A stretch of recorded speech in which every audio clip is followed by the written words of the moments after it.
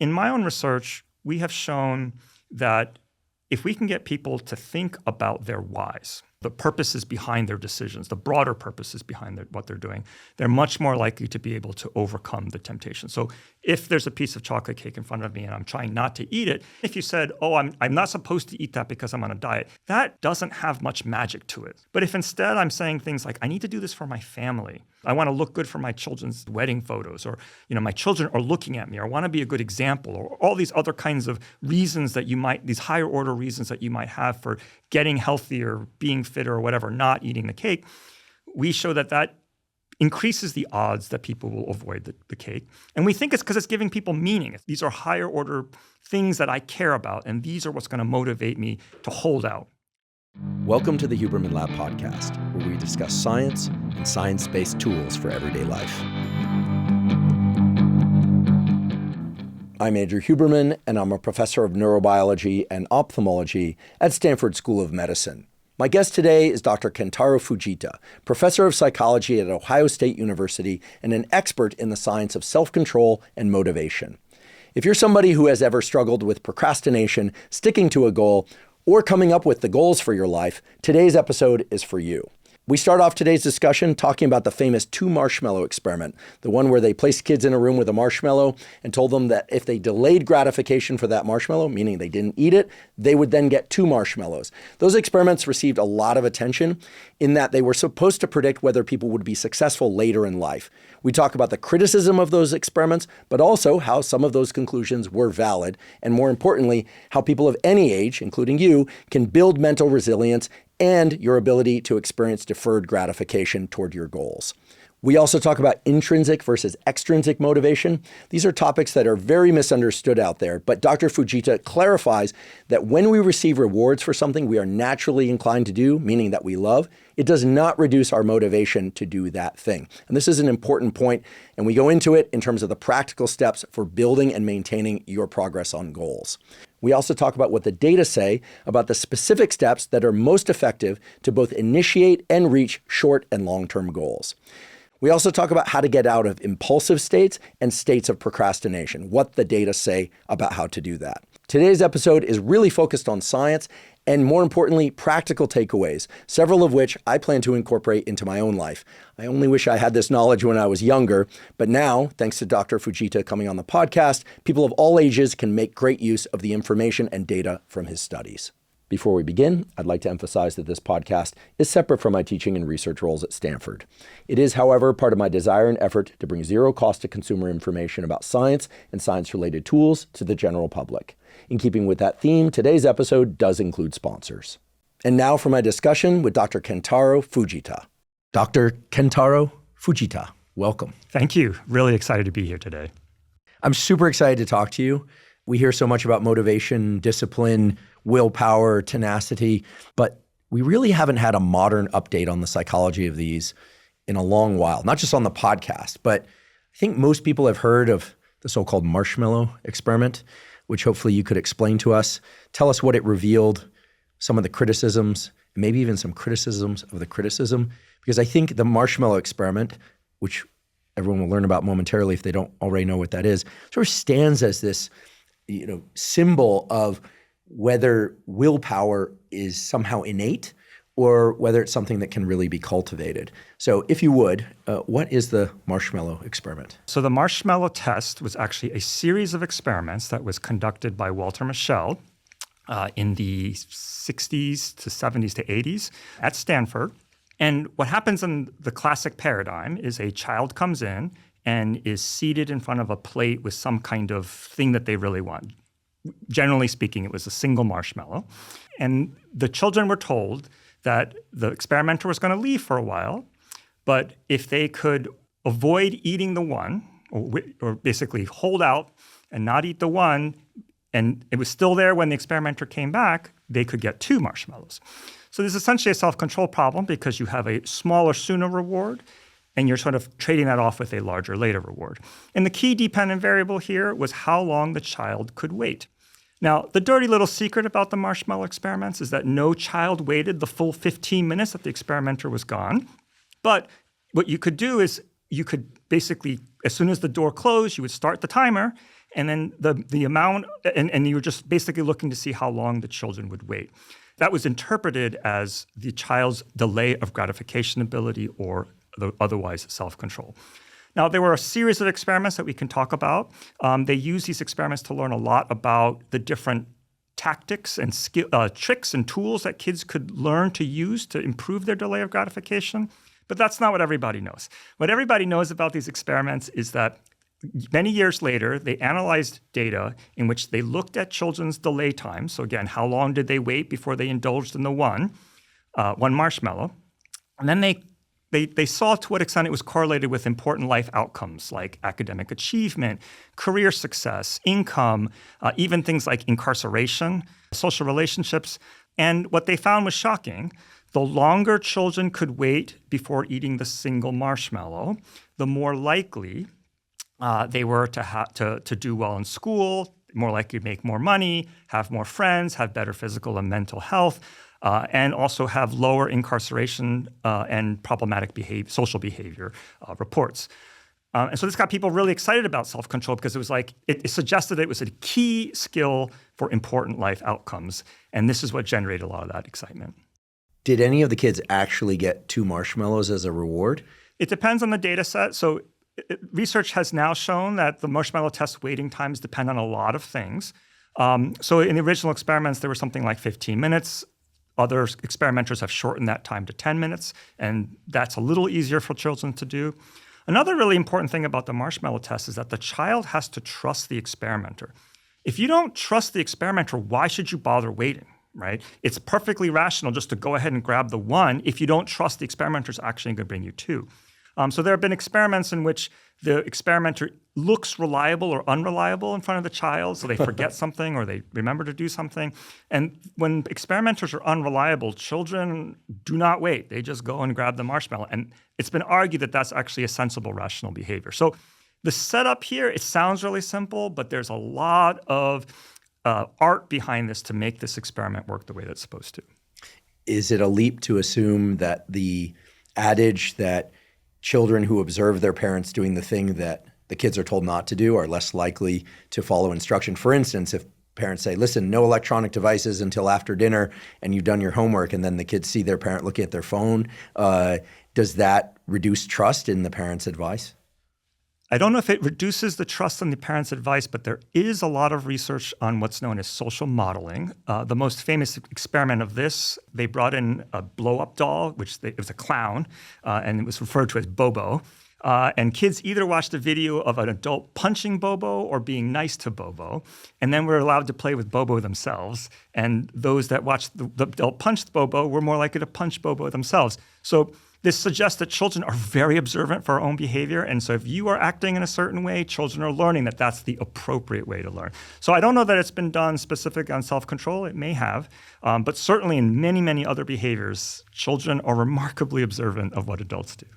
I won't hold you responsible for defending or holding up the marshmallow experiments, but they've received a lot of criticism over the years, as have many paradigm-shifting areas of psychology, right? Or neuroscience. I think it's important for everyone to know that the moment that there's sort of a theory put forth, like growth mindset, or for the developmental neurobiologist, the idea that all neurons in the cortex migrate radially, like 5 years later, someone's going to find an exception to that. And then the whole thing seems to crumble, but then it sort of comes back where the answer is both.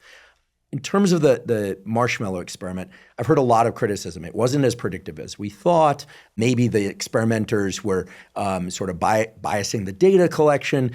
What are the valid criticisms in your view? And what are the criticisms of the criticisms in your view?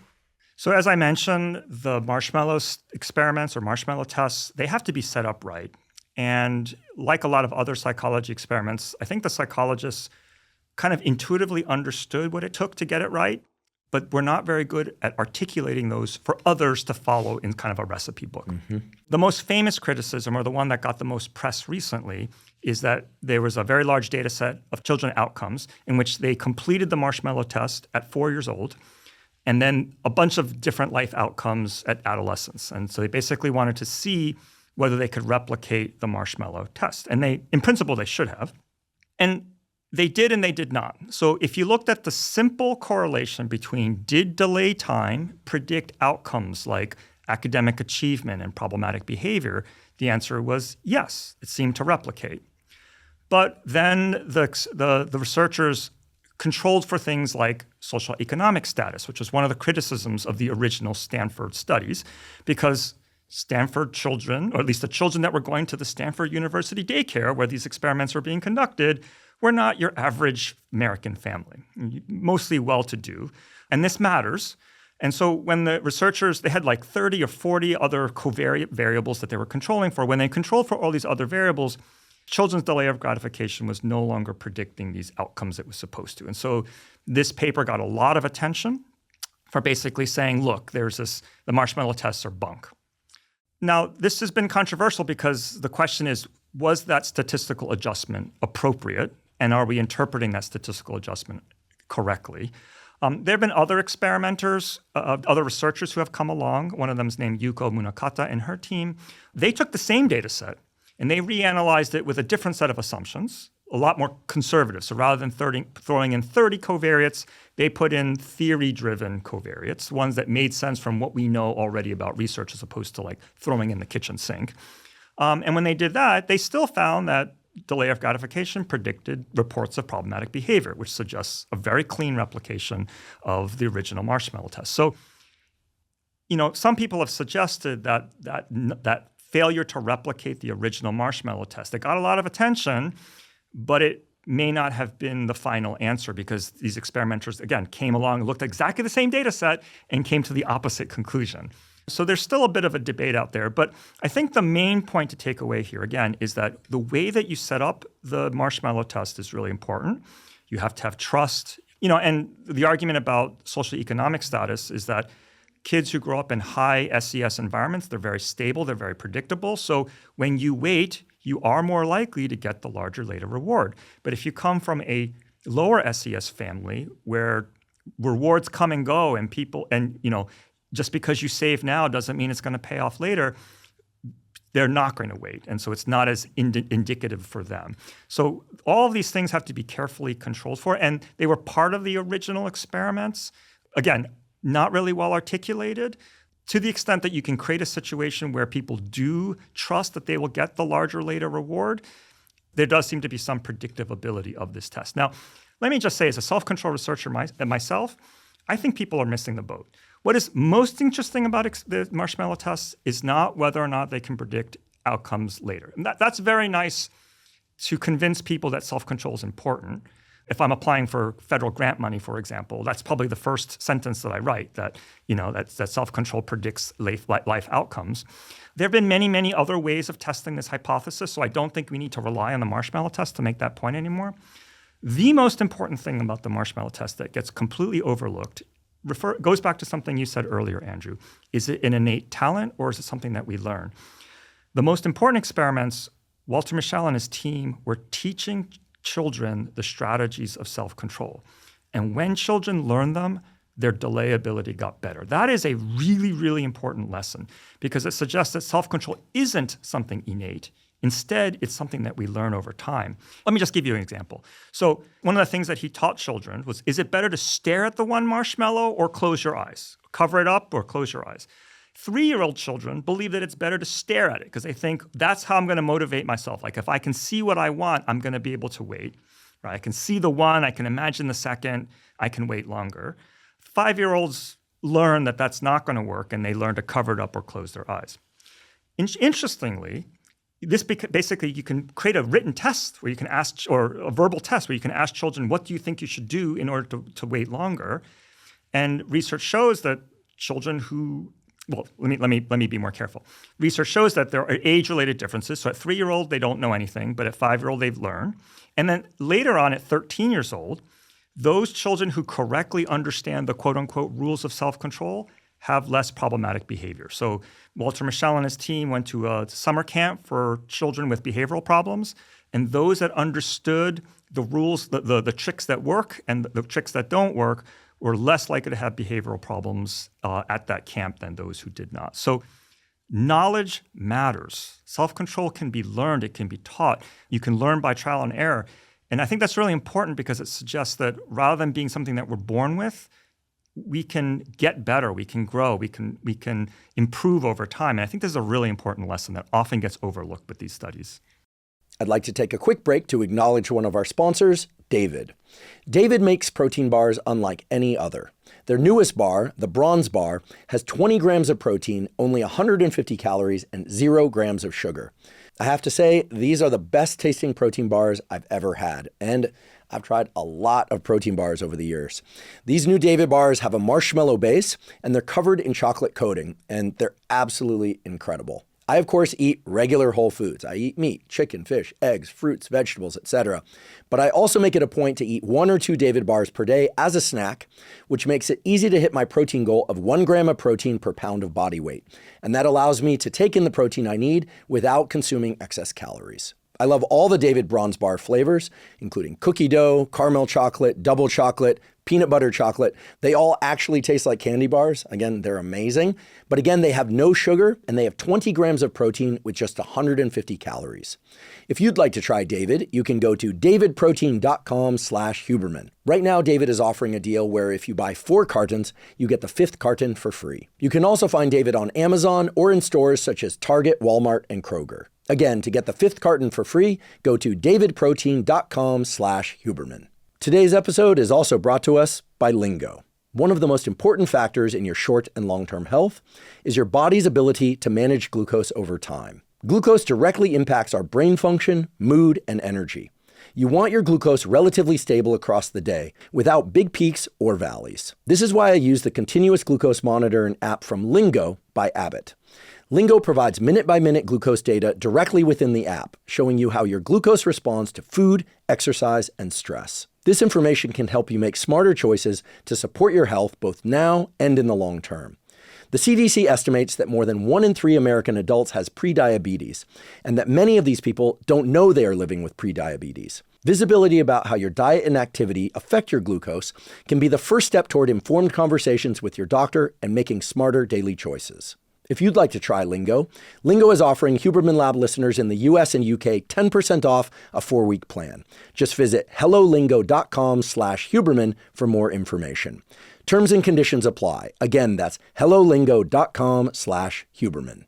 I'm smiling as you describe the strategies these children take because I've seen some of the videos, and we'll provide a link to those in the show note captions. They're adorable, and in many ways, they reflect the behavior of adults, but in a much purer form. I recall one where I think it was a young boy where he's like leaning into the marshmallow and he's kind of doing like a yum yum yum yum, like acting, but he's not letting himself do it. And then he looks away, and it seems to be that he's aware he wants to move. He's letting himself move, but then he's pulling back. And as somebody who's currently training a puppy, I can tell you that the weight with placing food or a treat in front of the puppy and getting that, what neuroscientists call top-down inhibition, the suppression of impulse, getting that trained up is so interesting because we're talking about a dog now, but my new, bulldog mastiff puppy, he will intentionally look away from the food as a way to, he's so tempted to eat it. So I'll say, look at me. That actually makes it easier for him. So it makes it seem like he's more disciplined. But I think all mammals, probably all creatures that have this top-down inhibition, come up with these strategies. And I have to assume that they're pretty unique, not just by age, but to the individual. Agreed. And I remember one kid spinning around in his chair. Agreed. And it does seem to be that the impulse to do something is obviously involves movement.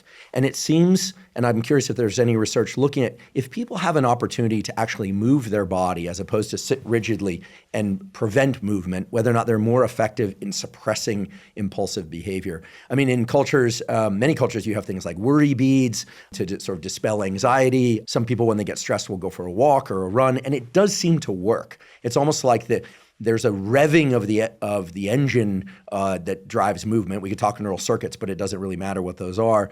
And when we're trying to suppress any kind of behavior, being able to channel that movement elsewhere seems useful. Or what, as I was taught as a camp counselor for young kids, be a channel, not a dam, because trying to get a bunch of young kids to sit still is pretty tough. What you're saying is really interesting. So let me caveat everything I'm about to say by saying that it's all speculation. I personally don't know of research studies that look specifically at movement, but everything that you're saying makes total sense to me because the Latin root for the word motivation is to move, right? So the motivation is supposed to be the energy force behind all of our movements. It impels action. So to me, it makes sense that if I'm trying to motivate a particular behavior, being able to act would be, it is essentially channeling my energy towards doing something. I mean, there are experiments that I can tell you a little bit about, Andrew, where, to try to train self-control, they will have people quote unquote approach or avoid an object with a joystick, right? So if you see something that you're supposed to avoid, you pull the joystick back, so you're creating psychological distance from the temptation, versus on the things that you're supposed to approach, like the broccoli you're supposed to eat, you're supposed to move the joystick forward. And there's some research to suggest that this kind of automatic, you're not actually moving, but you're taking action that's often associated with movement, that can actually help improve people's self-control over time, help develop evaluations such that, okay, for dieters, for example, the chocolate cake is bad, but the broccoli is good. Having these movements towards the good stuff and away from the bad stuff does seem to improve self-control afterwards. Again, the question is, it's not quite what you're talking about in terms of actual movement. I think there's also some research. Again, I'm not exactly sure, but there's some research that suggests that, like, if you fidget, you might learn better than when you don't fidget. There's also some research where if you are taking notes with pen and paper as opposed to a computer, you can learn better. And again, I'm not saying these just because I think they're so important, but rather I just think they're nice illustrations of exactly what you're suggesting, which is there's some really interesting connection between movement and motivation, which I think that's a truism, but I think these are really interesting examples of that. One thing I've been just grappling with for a number of years now is this concept that doing hard things makes it easier to do other hard things. And on the one hand, that seems obvious, right? Because it's a process. The learning to recognize the what I call limbic friction, that's obviously not a real scientific term, but that, limbic system, we're more autonomically activated. We feel like, we don't want to do it, or we're afraid to do something, and we have to push ourselves to do it. That's a process that translates across things. Sure, I fully accept that. But as much as I believe that getting up in the morning, getting outside, getting sunlight, maybe taking a cold shower, getting a workout in, can deliver people to a state of mind where they say, hey, you know what? By 8 a.m., I did a lot of hard things. Anything else that I confront during the day, it's going to be much easier. While I acknowledge that can be true, I also acknowledge from my own experience that doing a bunch of hard things seems to exhaust some sort of mental and or physical resource that actually makes it harder to both avoid certain things and to push through hard things later. And so obviously this depends on how hard you exercise. Are you eating enough? Are you sleeping enough? But assuming all things being equal, I'm just curious, is there a self-control resource center? It could be distributed across neural circuits. It could be psychological too, of course. But does something like that exist? And is there any evidence for that in your work or the work of others? There's two thoughts that immediately come to mind with what you just said. The idea that, you can learn, like, by doing lots of hard things, you learn that you can do hard things and do other hard things. I think that's really interesting from a motivation perspective, because you could argue that, what's going on here is that there's some kind of self-efficacy component, that when I've done hard things, my self-esteem goes up and my estimation and confidence to be able to do harder things increases. And we do know that as self-efficacy goes up, your ability to do things, your motivation goes up and your ability to perform also goes up. So we definitely know that self-efficacy is a really important thing. The other thing that you mentioned is the possibility of exhaustion. And I find this really interesting because it's a highly controversial topic in social psychology. There was a big boom of experiments in the 2000s that suggested just what you're saying, that self-control is kind of like a muscle. And if I use it for one type of task, I exhaust it for all others. And I have to wait in order for it to recharge before I can use it again, much like any other muscle. Mm-hmm. Also, like any other muscle, if I keep using it over time, it should get stronger. And there was some evidence for both of those. Unfortunately, those experiments have, much like the Walter Mischel study, have come under attack for whether or not they can replicate. And the conclusions are a bit mixed. There's some analyses, they're called multi-lab experiments, where a whole bunch of labs get together and they try to see if they can replicate something. And that way you get rid of experimenter bias. There's some multi-lab replications that have tried to replicate this effect. So what you do in the lab is you do one hard task that requires self-control, and then you do a second one. And the prediction would be if you've done a hard thing first, then you should be worse at the second one. So one multi-lab experiment did not show that it worked, and another one showed it did. The one that showed it didn't work was led by people who conducted this research in the first place. So it was seen as very damning. Like if they can't get this experiment to work, then it doesn't exist. And so I think the consensus in the field is that it doesn't actually happen, or at least we can't get it to work in the lab. Could you, just for clarity's sake, when you say it doesn't happen, what specifically are you referring to? Let's say we have you do a task where you have to write something down with your left hand. Okay, so this requires a lot of effort. It requires a lot of self-control. Left-handers out there are like, all right, yes, no, I'm opposite hand. Right, so I'm just teasing. You're writing your non-dominant hand. Yep. Then we ask you to do some other really difficult tasks, like some tasks that requires inhibition. So the one example is the Stroop task, right? So you see words in different color fonts. You're supposed to identify the font color, but if you see the word blue in red ink, although the right response is that it's red because it's written in red ink, you automatically read the word blue, so you want to say blue. This requires inhibition. It requires you to stop your behavior. And research suggests that if you did the non-dominant handwriting first and then you did the Stroop task, that your Stroop task should become worse. In other words, you should have a harder time stopping yourself from just reading the word. Again, so if you've done the left-handed writing, then you make more mistakes and you are slower in your responses at the Stroop task. That's what's known as the depletion effect, right? Because I got tired, and so therefore my self-control is worse until it recharges. So one of these multi-lab experiments, they try something like this using different tasks, but I've given you a sort of an example of what kinds of experiments they run, and they could not replicate the depletion effect. Another multi-lab experiment, though smaller in scale and not by the original authors, they were able to get the depletion effect. So there's a little bit of just mixed evidence, and it's not clear whether depletion really is a thing. Now, let me say as a researcher myself, I'm in this really uncomfortable position where I actually think depletion is a real phenomenon because I experience it all the time in my own life. Mm-hmm. Yet I think the way that we have studied it in the lab hasn't been very good because much like the Walter Mischel studies, I don't think the original authors were very good at trying to explain what exactly you need. What are the implicit decisions that they're making to set up this experiment that makes it work? There have been some accusations of like cheating and monkeying with the data. I don't know about that, but my own take on this is I think depletion is real. I just don't think we figured out how to bottle it up in the lab. We do know that people believe that self-control is depletable, or at least willpower is depletable. And the more you believe it, the more you show these patterns. So there's amazing work by Veronica Job. She has this little questionnaire that she asks, if you engage in a strenuous task, do you feel recharged or do you feel more tired? And those people who say they feel recharged act recharged after doing a really hard task. So it's hard people doing hard things. But for people who say that, no, I think it's exhausting, then when they're asked to do the experiment, they actually show the depletion effect. So there's some evidence that people's lay beliefs about willpower might really play a key role in whether doing hard things makes you tired or whether doing hard things recharges you.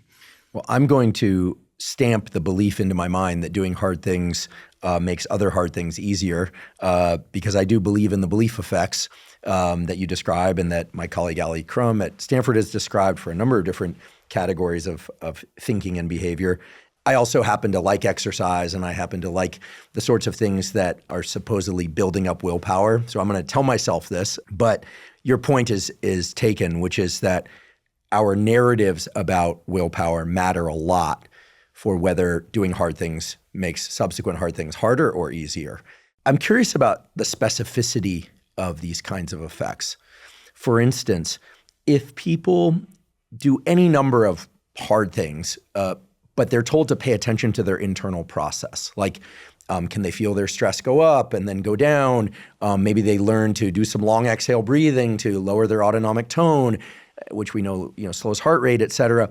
Can people learn a process that then they can apply across different scenarios? Because I think one of the fascinating things to me about school, about exams, about sports, or at the extreme about screening for special operations. We've had many people from the SEAL team communities and other special operation communities on this podcast, is this notion that maybe it doesn't matter so much whether it's cold water or it's exercise or it's matrix math. The point is that you have to get into that place of friction and then recognize something about where and how your mind and body go and start to work with that. And I think that because that's getting to a deeper layer of willpower and tenacity that, no one thing can really, we can say is like the best tool. Like for instance, you're a well-trained musician, having been a failed musician. I suppose I'm still a failed musician. I too am a failed musician. I can tell you that not hearing the notes come out of the instrument that one would want to hear and that you're told should come out of the instrument is incredibly frustrating. I think it's every bit, if not more frustrating than the inability to, do something physical. So it's not really about what we're doing, is it? It's really about being able to tolerate that friction, that frustration. Can people learn to recognize that state and push through that state and therefore translate it across everything from sport to instruments to school to parenting to whatever?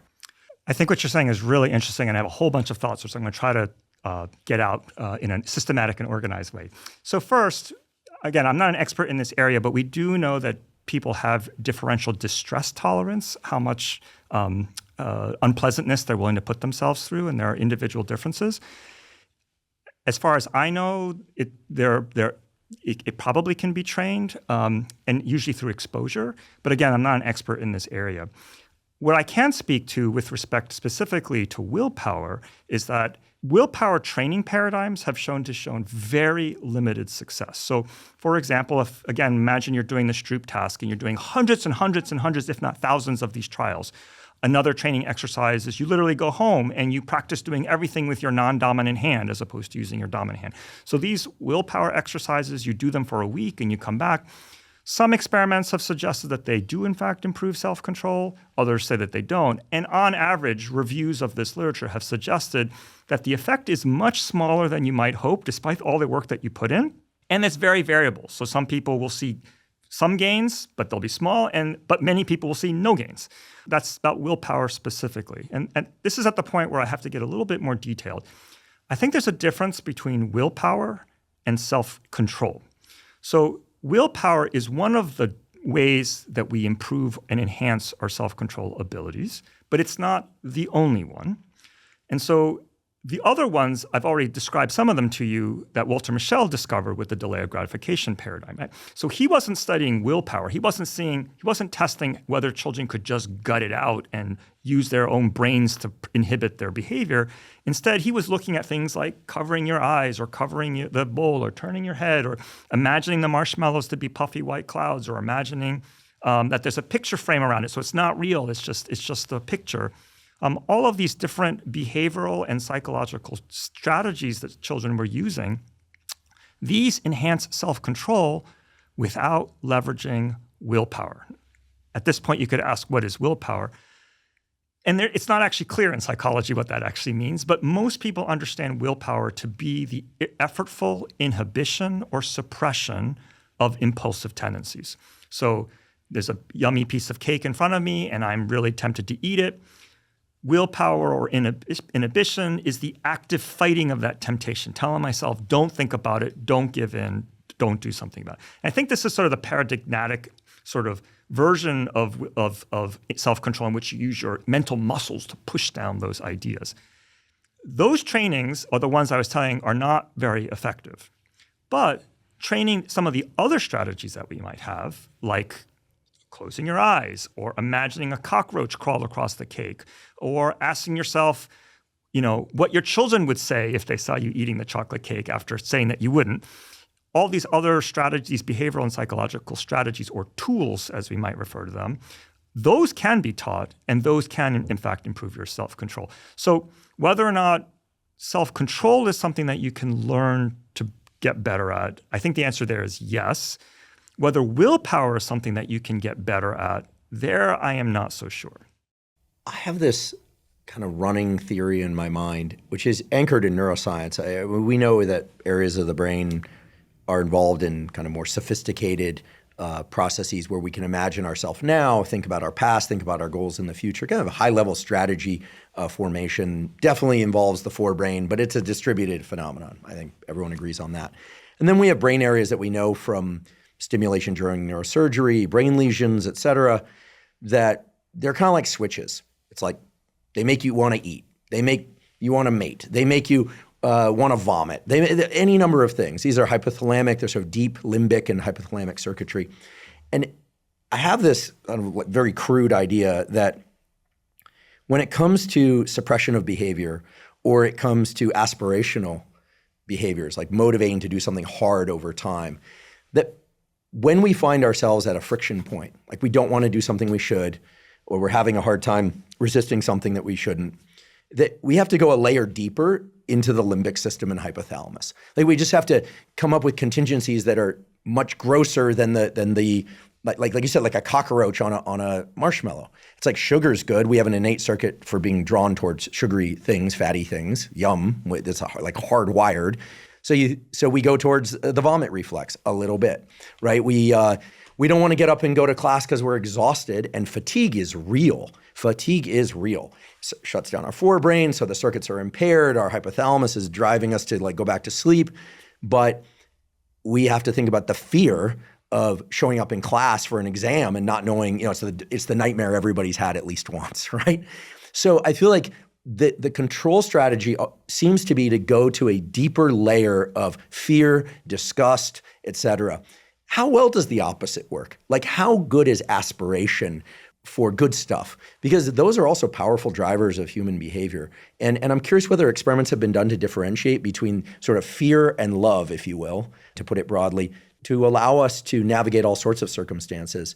But I love the idea of chasing love, chasing desire, all these great things. But there are times when we have to be like, oh no, I got to imagine the cockroach or else I'll go back to sleep. I'll hit the snooze button. I think what you're saying, Andrew, is something super profound, more profound than you might think. So for years, self-control researchers have assumed that the secret to self-control is actually doing exactly the opposite of what you suggested, which is turning off the hot system, right? Because they argue that these limbic systems, these hot systems, these more quote-unquote animalistic systems are the things that make the temptation so powerful. And so by activating those systems, all we're doing is we're upregulating the temptation impulses. And so for years, and this is part of Walter Mischel's fundamental model, for example, and many, many others, they talked about making your cognitions cooler. In other words, shutting down the emotional system and thinking very coolly and calmly about the thing in front of you in order to make the right choice. I think what's profound about what you're saying is that you've articulated two alternatives. One is that I fight fire with fire. So if this thing is pulling me, I'm going to find something that's going to push me away. Right? And as you said, the example would be like there's a piece of chocolate cake and I imagine a cockroach crawling across it. There's not actually very much research on that. Most of the dominant models in self-control really talk about cooling your cognitions. You're told not to fight fire with fire, that you need to be in a calm and collected state. The reason why I think what you're saying is true is that I have some other work looking at the other strategy, which is, you said, finding love. So in my own research, we have shown that if we can get people to think about their whys, the purposes behind their decisions, the broader purposes behind what they're doing, they're much more likely to be able to overcome the temptation. So if there's a piece of chocolate cake in front of me and I'm trying not to eat it, if I only think about cake-related things, that could be really difficult. But if instead I ask myself, and even if you said, oh, I'm not supposed to eat that because I'm on a diet, that doesn't have much magic to it. It's like it's kind of sterile, so it doesn't move me in any way.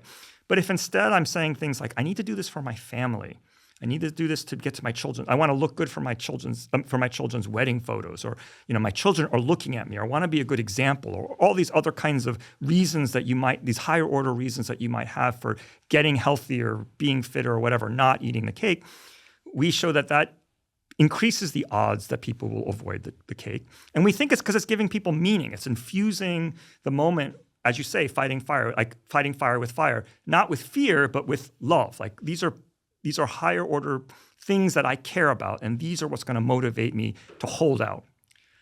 What you're highlighting is, with your original example, something a little bit different than that, which is fighting fire by taking the positive and turning it into a negative. And my PhD student, Paul Stillman, and a colleague of his, Caitlin Woolley, they did some experiments in which they had people think about it's usually when you think about self-control, you think about the short-term or long-term gains.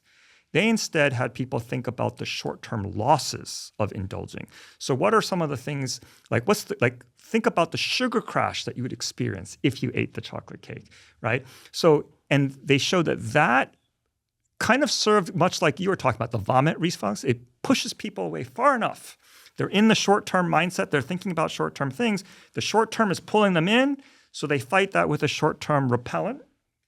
And they found that that's also very effective for self-control. So your ideas are almost antithetical to what most people would say the status quo in self-control research. But for that reason, I'm super excited because my own work is starting to challenge that idea, as is Paul Stillman and Caitlin Woolley's, that we might be able to use the limbic system. We might be able to use our hot reactions.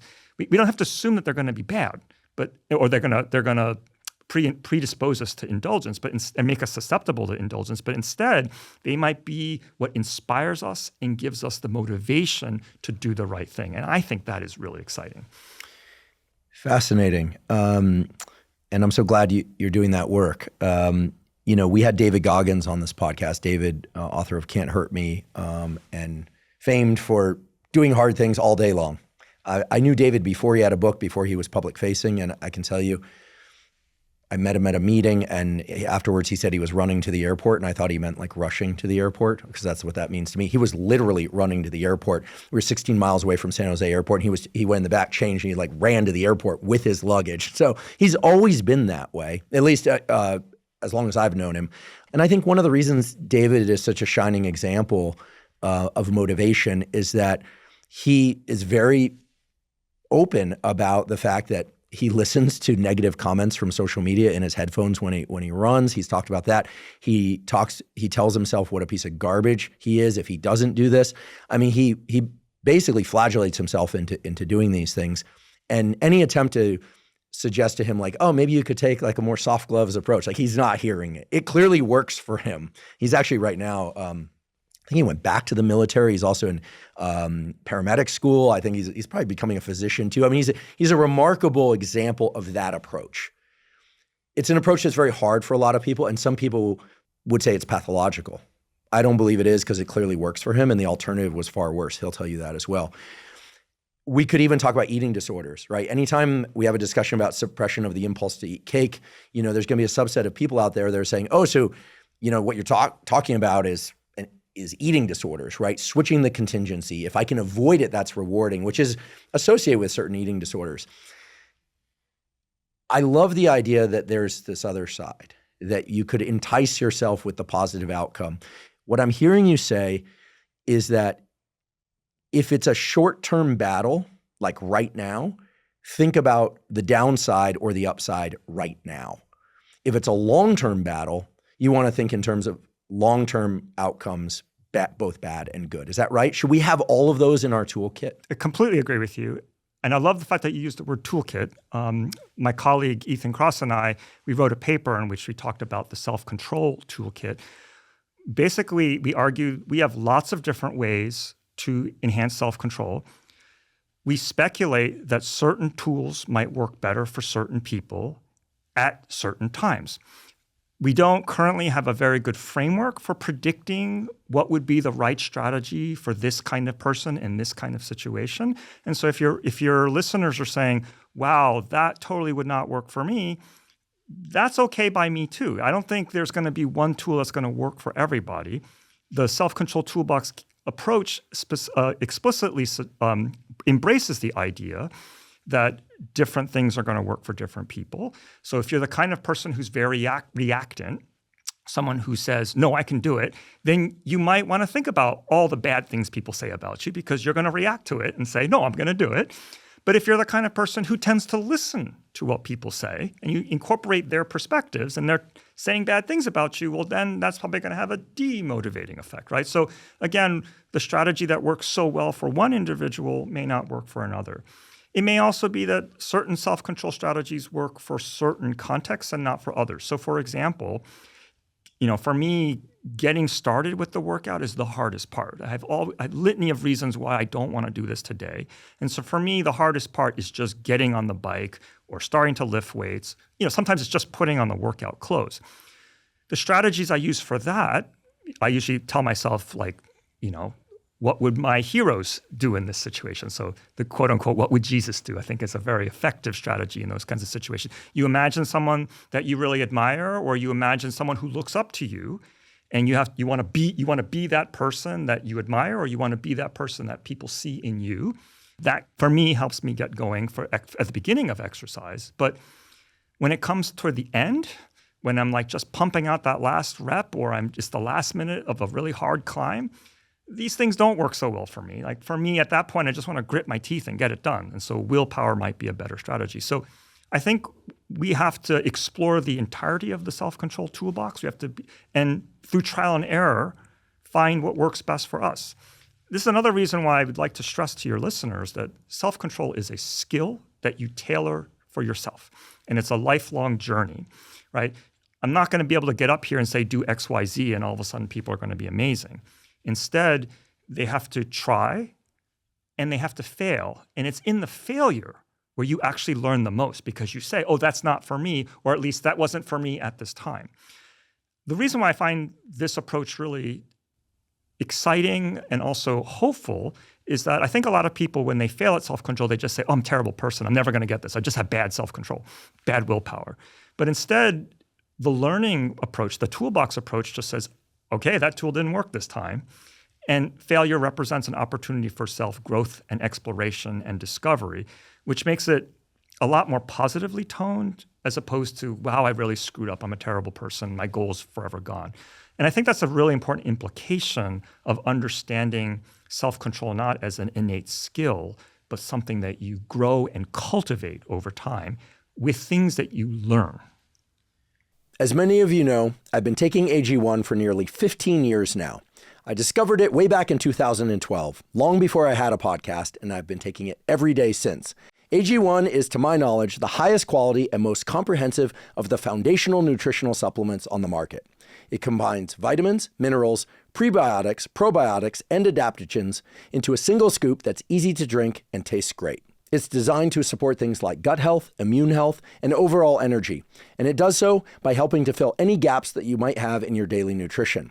And of course, we should all eat high-quality whole foods, but most of us are probably not getting enough prebiotics, vitamins, and minerals, and AG1 ensures that those gaps are filled. I get asked all the time by people, if they were to take just one supplement, what would my recommendation for that supplement be? And my answer is always AG1, because it's just been so critical for supporting all aspects of my physical health, mental health, and performance by covering those nutritional, what we call foundational bases. And I know from my own experience and from everyone I've heard that I recommended it to, that they simply feel much better in a number of different ways when they take it regularly.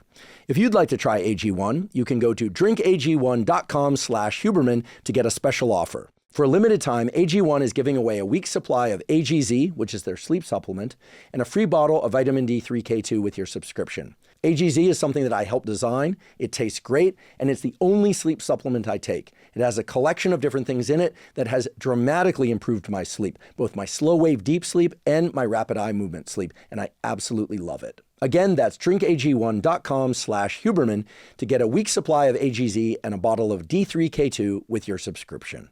Is motivation something that needs warming up?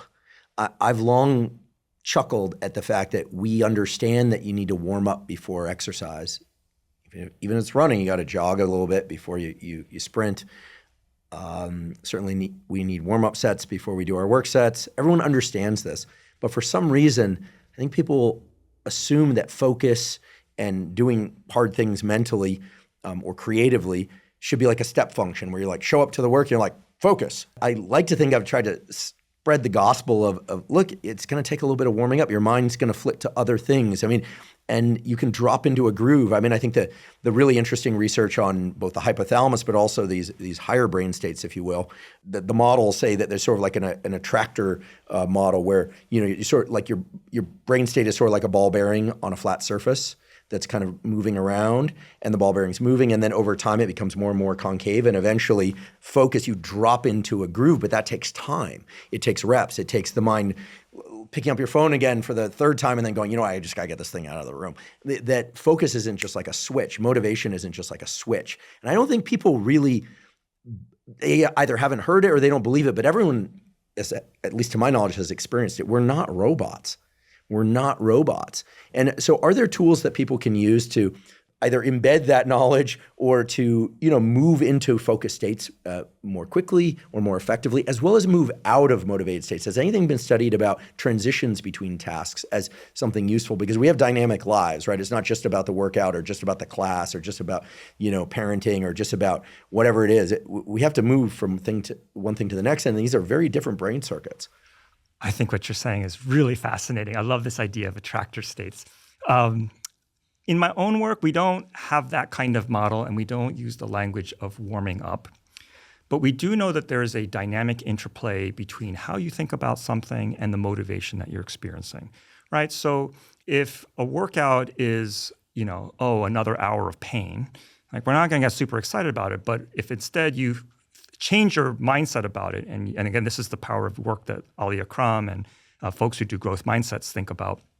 If you change sort of the cognitive orientation you have towards it, a different set of motivations can get activated. So if I say it's not an hour of pain, but instead of me becoming the better me, that set of cognitions, that set of thoughts activates a different set of motives that comes to bear and can then be applied to the task at hand. Now, that's not quite warming up, but in some senses it is a warm-up. It's sort of finding the right set of thoughts that are working through your mind to maximize the motivation that you're experiencing at a given time.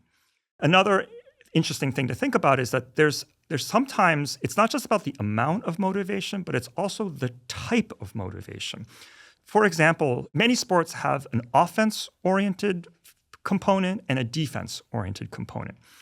And they probably require very different mindsets, and they probably also require different motivational orientations. One of the most important orientations that we know from motivation science is an orientation towards nurturance and advancement, moving forward, gains, versus an orientation towards safety and security, preventing losses. And there's been some speculation and there's been some research to support this, that having the right kind of motivation for the right kind of tasks enhances performance. So if I'm playing offense, right, there's always that notion that you don't want to play not to lose, you want to play to win, right? And that's particularly true of offense. So in offense, you want to be about advancement, promotion, gains.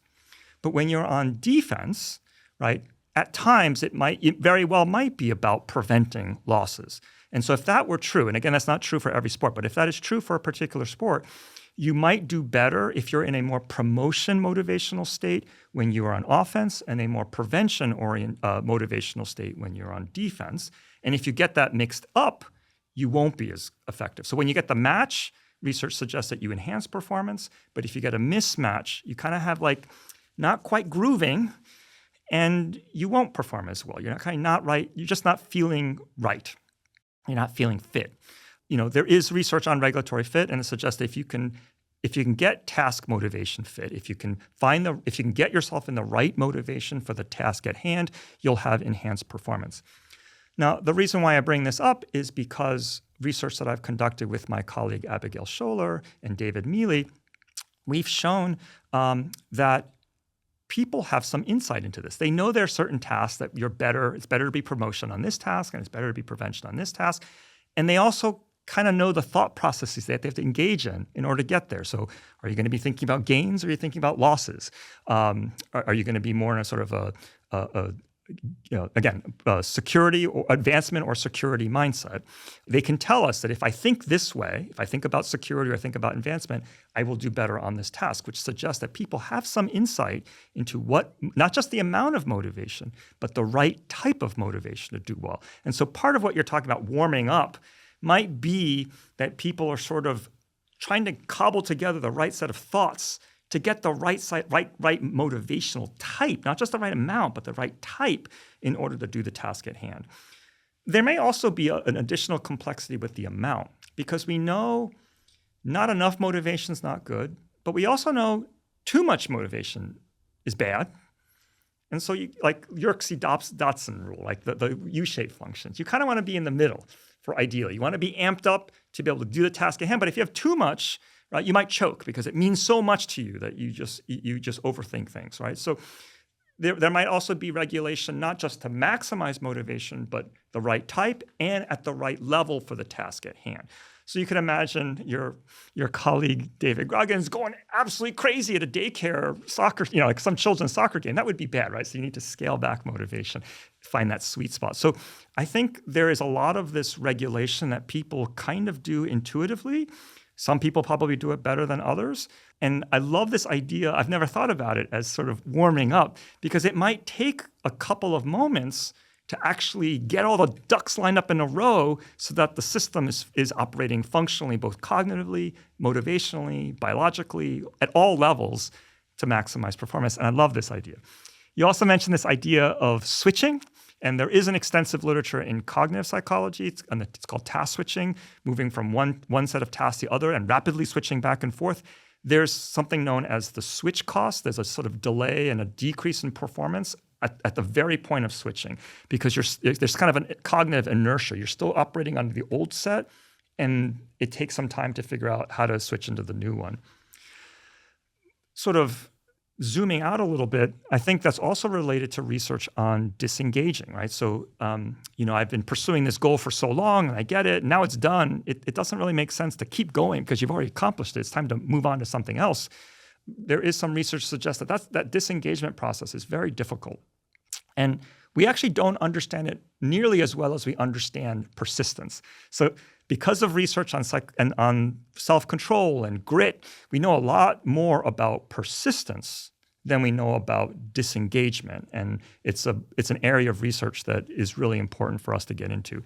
We do know that disengagement is related to lots of positive outcomes when the person is unable to pursue a goal anymore. So, for example, if you're a woman and you always wanted to have children, but you're now past the biological age where you can have children, it's probably healthy to disengage from the desire to have children.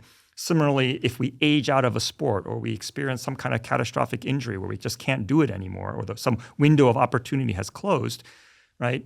Research suggests that for people who are more adept at disengagement, they experience better mental well-being outcomes, and they're able to re-engage in a new set of goals much faster.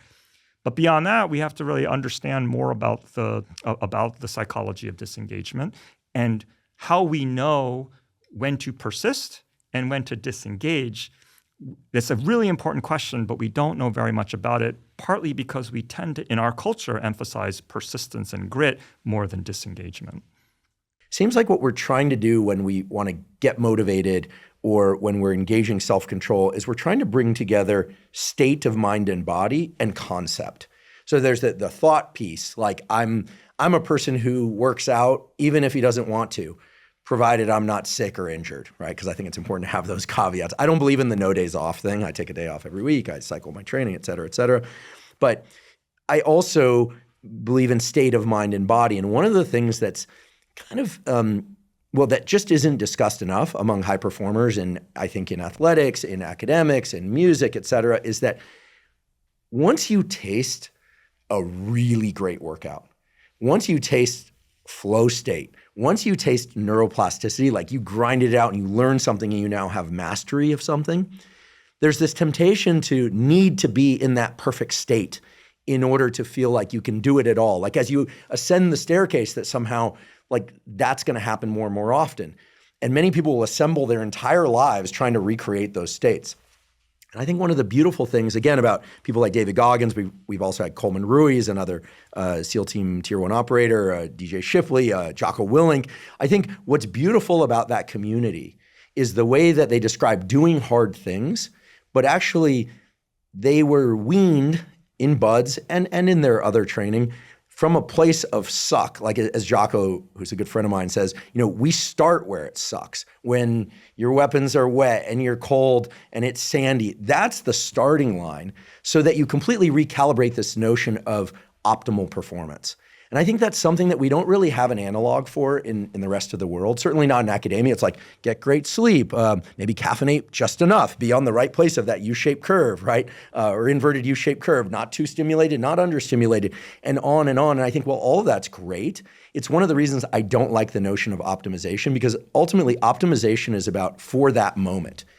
And the idea that we're trying to attain a perfect state before we can do the real work, I think is one of the more popular concepts about motivation. So is it possible that we can rewire our thinking so that we start from a place of suck? Like maybe I should be doing my workouts at 3 a.m. a la Goggins, but I don't do that, right? I like being rested, caffeinated. Do you see what I'm getting at? Yes. Because in terms of building real mental toughness, the ability to push into something when everything is like pushing back on oneself, that seems to require crap conditions. I think what you're saying is really interesting because I do think we know from research that people are incredibly creative at coming up for justifications to not engage in self-control. So, I'm supposed to work out today. My gym clothes don't match. Or, I'm supposed to work out today, but it's too sunny. I'm supposed to work out today, but it's not sunny enough. It's raining too much. It's raining too little. Like people are remarkably creative at coming up with reasons to justify their indulging in their temptations. Mm-hmm. So what's really interesting about what you're suggesting here is that you can just and again, I don't know that anyone's actually studied this, but this is there might be sort of this bias, or at least we capitalize on a bias that things have to be just right for me to do it. Like it has, I think of this when I'm writing, but I think a lot of us have this idea that I don't feel like writing today.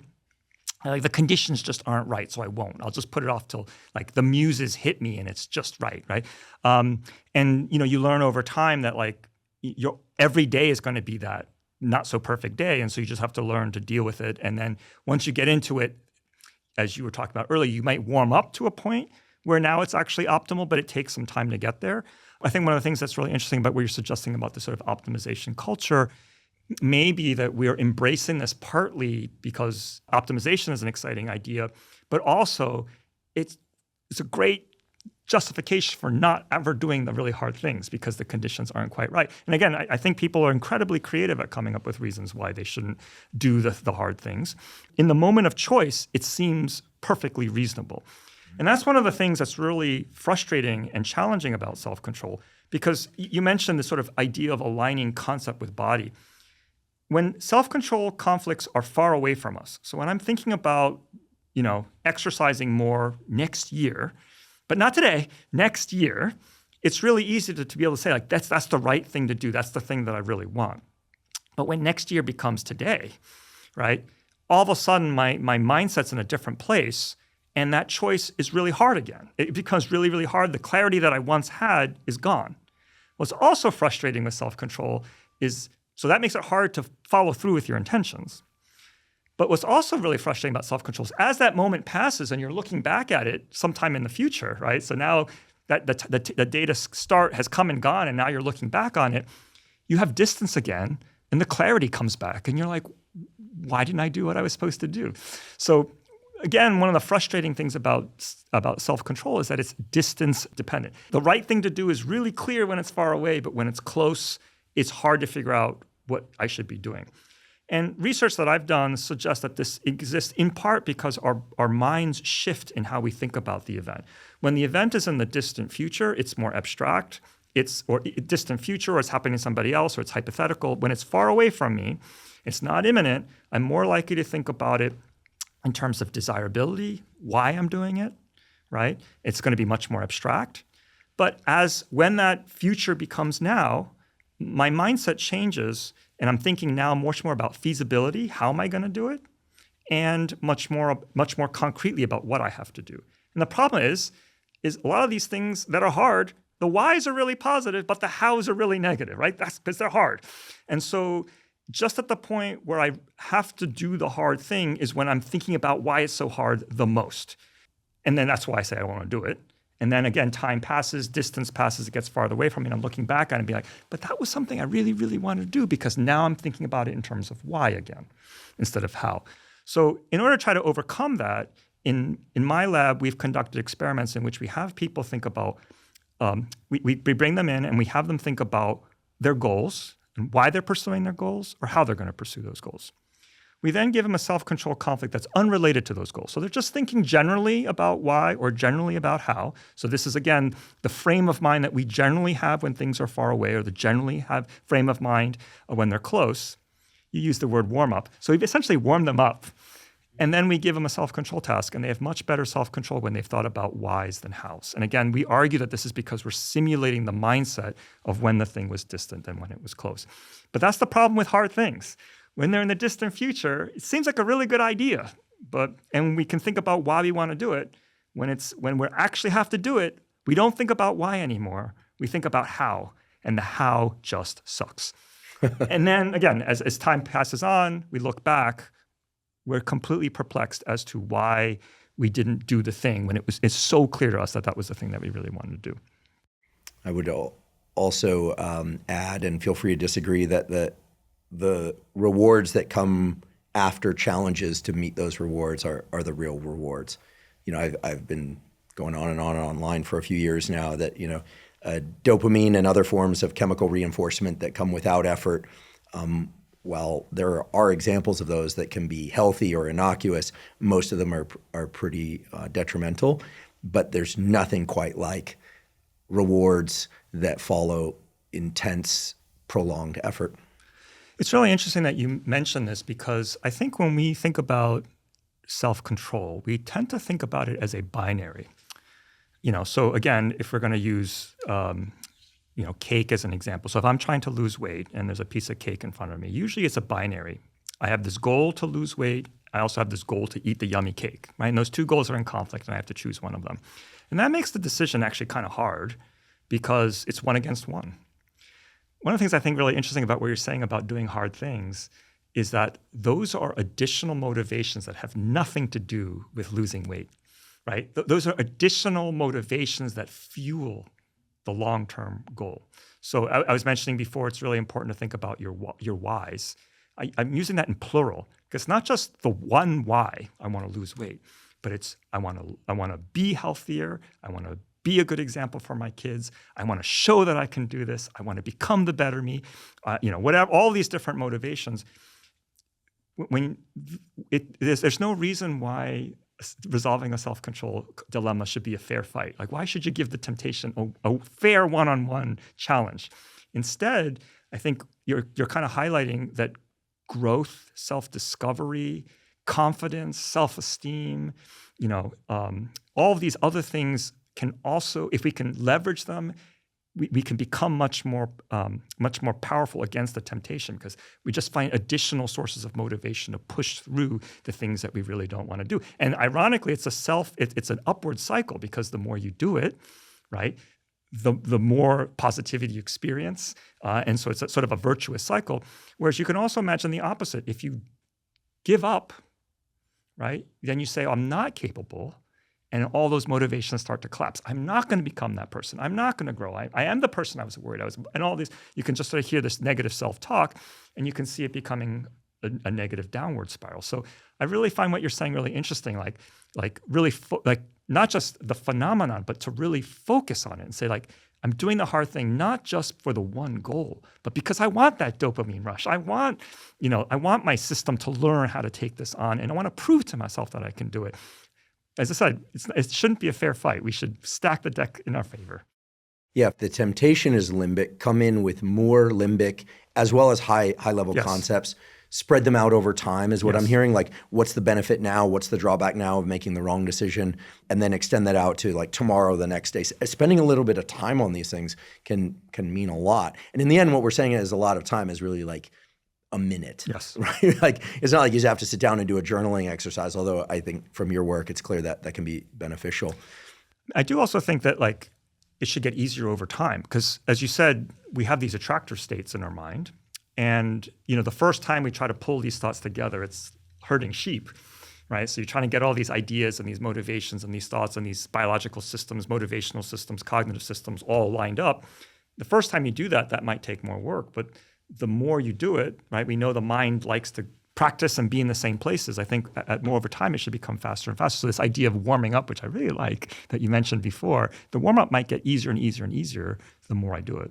Well, the concept of warming up came to me years ago when we would record neural activity in the brain of either awake animals, or in some cases I had the benefit of seeing this in humans. I have a friend who's a neurosurgeon. And if you look at an animal or a person doing a task, and you could use functional imaging, so it's more non-invasive, or you could use electrodes, you could use calcium imaging and monitoring the activity of lots and lots of neurons. You don't see that like the person or the animal like does this perception exercise and all of a sudden like the circuit that's involved like lights up. What you see is there's a lot of noise, what we call a lot of hash, not the kind people smoke, but it's like it sounds like that on the audio monitor. As they repeat the task over and over, the signal becomes very, very clear, and you haven't made any adjustments to the equipment. Sometimes you have, and you start getting great signal to noise because the circuit it's these attractor states, and the signal to noise goes way, way up. And I was watching this and going, oh, these are like simple behavioral tasks or perceptual tasks of like telling, a person trying to say, oh, the dots are moving up or the dots are moving, on average down. And you just see like the brain goes through this like transition state. And then as people get sleepy, it gets a little noisier, and then it comes back again. And I was like, oh, this kind of like explains a lot of my experience trying to study or to do things. Yeah. One piece of knowledge that I'm really excited about that I'll just pass along. There's a guy down at the University of Pittsburgh, Peter Strick, who's an exerciser. He happens to like doing exercise, but he also maps neural circuits. And he discovered that the brain areas that control movement of the large musculature, when those become active, they actually activate the release of adrenaline when we move, and the adrenaline then feeds back on those circuits. So this is a reminder to anyone that doesn't feel like working out. The warm-up serves to increase these chemicals that then bring more signal to noise in the neural circuits that control movement. So it makes sense why like after 5 minutes of warming up, you're more motivated. It's not purely psychological. Anyway, I just kind of throw that out there. I'm curious about the role of competitiveness. When I was a postdoc, I was confronted with being in an area of science where a lot of tools were coming in. It was super competitive, and it was kind of a first come, first serve. There was some creative work involved, but like we all knew what the tools were, and we were all like going hungry hippos for these. And I was in competition with really big labs, and that competition fueled me in a way that I wasn't familiar with. I don't consider myself an innately competitive person about most things. I won't like be the guy who has to win at ping pong, right? Certain things I'm competitive about, but not others. But what I noticed was having an enemy was incredibly motivating. And in the end, they got some and we got some, and we ended up being more or less friends at the end. And it brought out our best. I like to think that it brought out our best. Do people tend to kind of distribute along a normal distribution, or is it a binary distribution in terms of competitiveness? And to what extent are people that are competitive, like we have the example of like Michael Jordan, who apparently was like, he was competitive about everything apparently. To what extent are those people, the people we call motivated? Are they just really, really competitive? Because a lot of endeavors in life are not competitive, but a lot of them are, right? Getting at the setting the curve, being the one student who could, or two students who can get A+ in the class, like you and I, you went to Harvard, I'm at Stanford, and it's a very competitive environment. The sort of the apex of competitive academic environments. So how does competitiveness play into willpower and tenacity and self-control over time? Are those people just better at it? But what happens when you remove the enemy? You remove the competitor. I think what you're saying is really interesting. And I too have heard a lot of these stories, and I've always thought they were very interesting. I personally don't know of any direct work looking at competitiveness and self-control. The closest work that I can think of in my sphere, and there might be other research on competitiveness outside of the work that I typically read, mostly has to do with achievement motivation, right? So achievement motivation is a lot like competitiveness in this. I think competitiveness actually often comes out of achievement motivation. Achievement motivation is sort of like a recognition for doing really, really well on something. And it's usually really, really well relative to other people, right? So like achievement motivation, you really want to be the person all the way at the top. Like that's maximal achievement motivation satisfaction if you're number one. If you're number two, you might actually get to that situation where now you're rivals, and that fuels you to go higher and higher. We do know that achievement motivation is a motivation like many other motivations that's probably normally distributed. So that the desire for achievement and achievement recognition will be stronger in some people and weaker in others. the thing to think about, I think, is although achievement motivation may be sort of promoted by our particular culture, when I think of motivation, I think of much more of the myriad or plethora of different emotions the different motivations that we have that might motivate behavior in just as productive a manner. So I'm thinking about, for example, we know that belonging motivation is really important for humans. Humans as a social species, we survived because we were in groups and we had others. A human alone is not very powerful, but a human in large groups is very powerful. So we've evolved this motivation to be connected and socially intertwined with other people. But I'm sure you know folks that are super belonging motivated and people who are not so motivated. And the people who are really motivated to belong to a group will do amazing things in order to belong to the group. If they get rejected from that group, they will bend heaven and earth to get back in that group and just do amazing things. So and there are many other motivations too. Motivations for power, motivations for control. You name it. There's a whole motivations for self-esteem, motivations for competence. And so when I think of motivations, I try not to think of any one motivation, but sort of think about the aggregate motivation pushing us towards a particular behavior. So again, I was talking a little bit before about not giving the temptation a fair one-on-one fight, but actually bringing to bear all the motivations that might help you overcome it.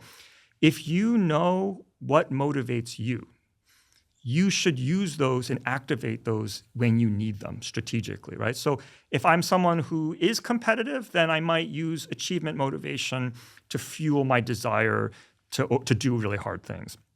But maybe I'm not that kind of person. And you see this all the time. I do Peloton, and you see the Peloton instructor say, if you don't want to see the leaderboard, get rid of it. For some other people, it's more about being on the bike with other people. And that's and staying with the group, not being in front of the group, but staying with the group is what fuels them to do things that they didn't think they could do before. Again, just taking the idea of the self-control toolbox really seriously, different strategies are going to work differently for different people. And so I think it's really important to explore, and not just explore different strategies, but to explore yourself, to really say what really does motivate you. And I'm not sure that we always do know what really motivates us. I think a lot of times we kind of discover what our motivations are by saying, ooh, I like this and I don't like this, but it's only through exposure. So to go and explore and figure out what makes you tick, and then to exploit and use those in your strategies. And again, the constellation of tools that works for me may not work for other people. I'd like to take a quick break and acknowledge one of our sponsors, LMNT. LMNT is an electrolyte drink that has everything you need and nothing you don't. That means the electrolytes, sodium, magnesium, and potassium, all in the correct ratios, but no sugar. Proper hydration is critical for brain and body function. Even a slight degree of dehydration can diminish your cognitive and physical performance. It's also important that you get adequate electrolytes. The electrolytes, sodium, magnesium, and potassium, are vital for the functioning of all cells in your body, especially your neurons or your nerve cells. Drinking LMNT makes it very easy to ensure that you're getting adequate hydration and adequate electrolytes. My days tend to start really fast, meaning I have to jump right into work or right into exercise. So to make sure that I'm hydrated and I have sufficient electrolytes, when I first wake up in the morning, I drink 16 to 32 ounces of water with an LMNT packet dissolved in it. I also drink LMNT dissolved in water during any kind of physical exercise that I'm doing, especially on hot days when I'm sweating a lot and losing water and electrolytes. LMNT has a bunch of great tasting flavors. In fact, I love them all. I love the watermelon, the raspberry, the citrus, and I really love the lemonade flavor. So if you'd like to try LMNT, you can go to drinkelement.com/Huberman to claim a free LMNT sample pack with any purchase. Again, that's drinkelement.com/Huberman to claim a free sample pack. One thing I've been playing with a little bit recently in my own life is just striving for immense consistency in certain things. Not trying to fail, but not focusing so much on peak performance, but just without fail, every single night, I have a particular practice before I go to sleep, and just no matter what, I show up to it. If I fall asleep, I get out of bed. There are times when I'm like, I'm not fully focused on this right now. I'm having trouble fully focusing on this, but for me, it's really become an experiment in consistency. I think I'm 2 years and some change now into it. And so it's tapped into this different part of myself that I'm not so familiar with, which is like not trying to get the best performance out, right? But that's great when it happens, but it's different. And earlier we were talking, before we went on mic, we were talking about abstinence versus moderation. And I'm curious what the data show. And when I hear abstinence, obviously it sounds like people trying to avoid certain behaviors, but I think we could flip it the other way too. Is it always the case that, we have to show up to the thing, or, at our best? Or like yesterday I was supposed to do a HIIT workout, and I confess, look, happens to me too, folks. I was due for a high intensity interval training workout, and I was like, things were getting really compressed. I thought, what would happen if I just did the 8 rounds of this on the assault bike, but I didn't go all out? And I'm going to just do the first 2, not lazy, but semi-lazy. And I noticed by the 3rd or the 4th, of course, my motivation started to increase. And I was like, oh, this is really cool. It was informative for me because it showed me where the barrier was. It wasn't necessarily about the effort, it was about the concept. So what's the deal with abstinence versus moderation? When can we tap into this as a useful tool?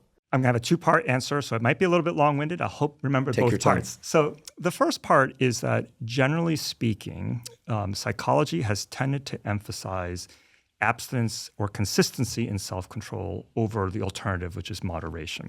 So we have a lot of self-control theoretical models which stress the importance of patterns over isolated acts.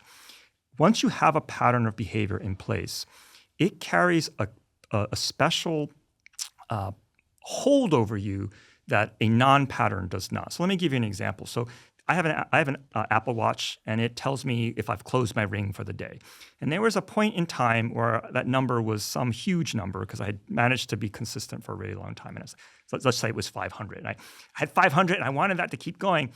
And just knowing that I had that unbroken streak of 500, in and of itself became motivating to me, above and beyond the desire to exercise and all the reasons why I wanted to do the workouts, right? So these theoretical analyses have suggested that one of the things that helps us maintain self-control is the knowledge of the pattern. The pattern itself has strength over us in a way that doing something every once in a while sporadically does not. So if you're able to tell yourself, I've done this every week for, this every Sunday for every week for the last X number of years, that has a special motivational power that perhaps even the same number of times you've done the activity, if you've done it more sporadically, it doesn't have that power. Perhaps it could be just because you have the habit. Perhaps the habit locks you into place. And it's possible that, we have like psychological and cognitive things that help us in place. Others have argued that, we like the sense of completeness, the gestalt of having this pattern, whereas again, the sporadic doesn't have that sort of orderly system, right?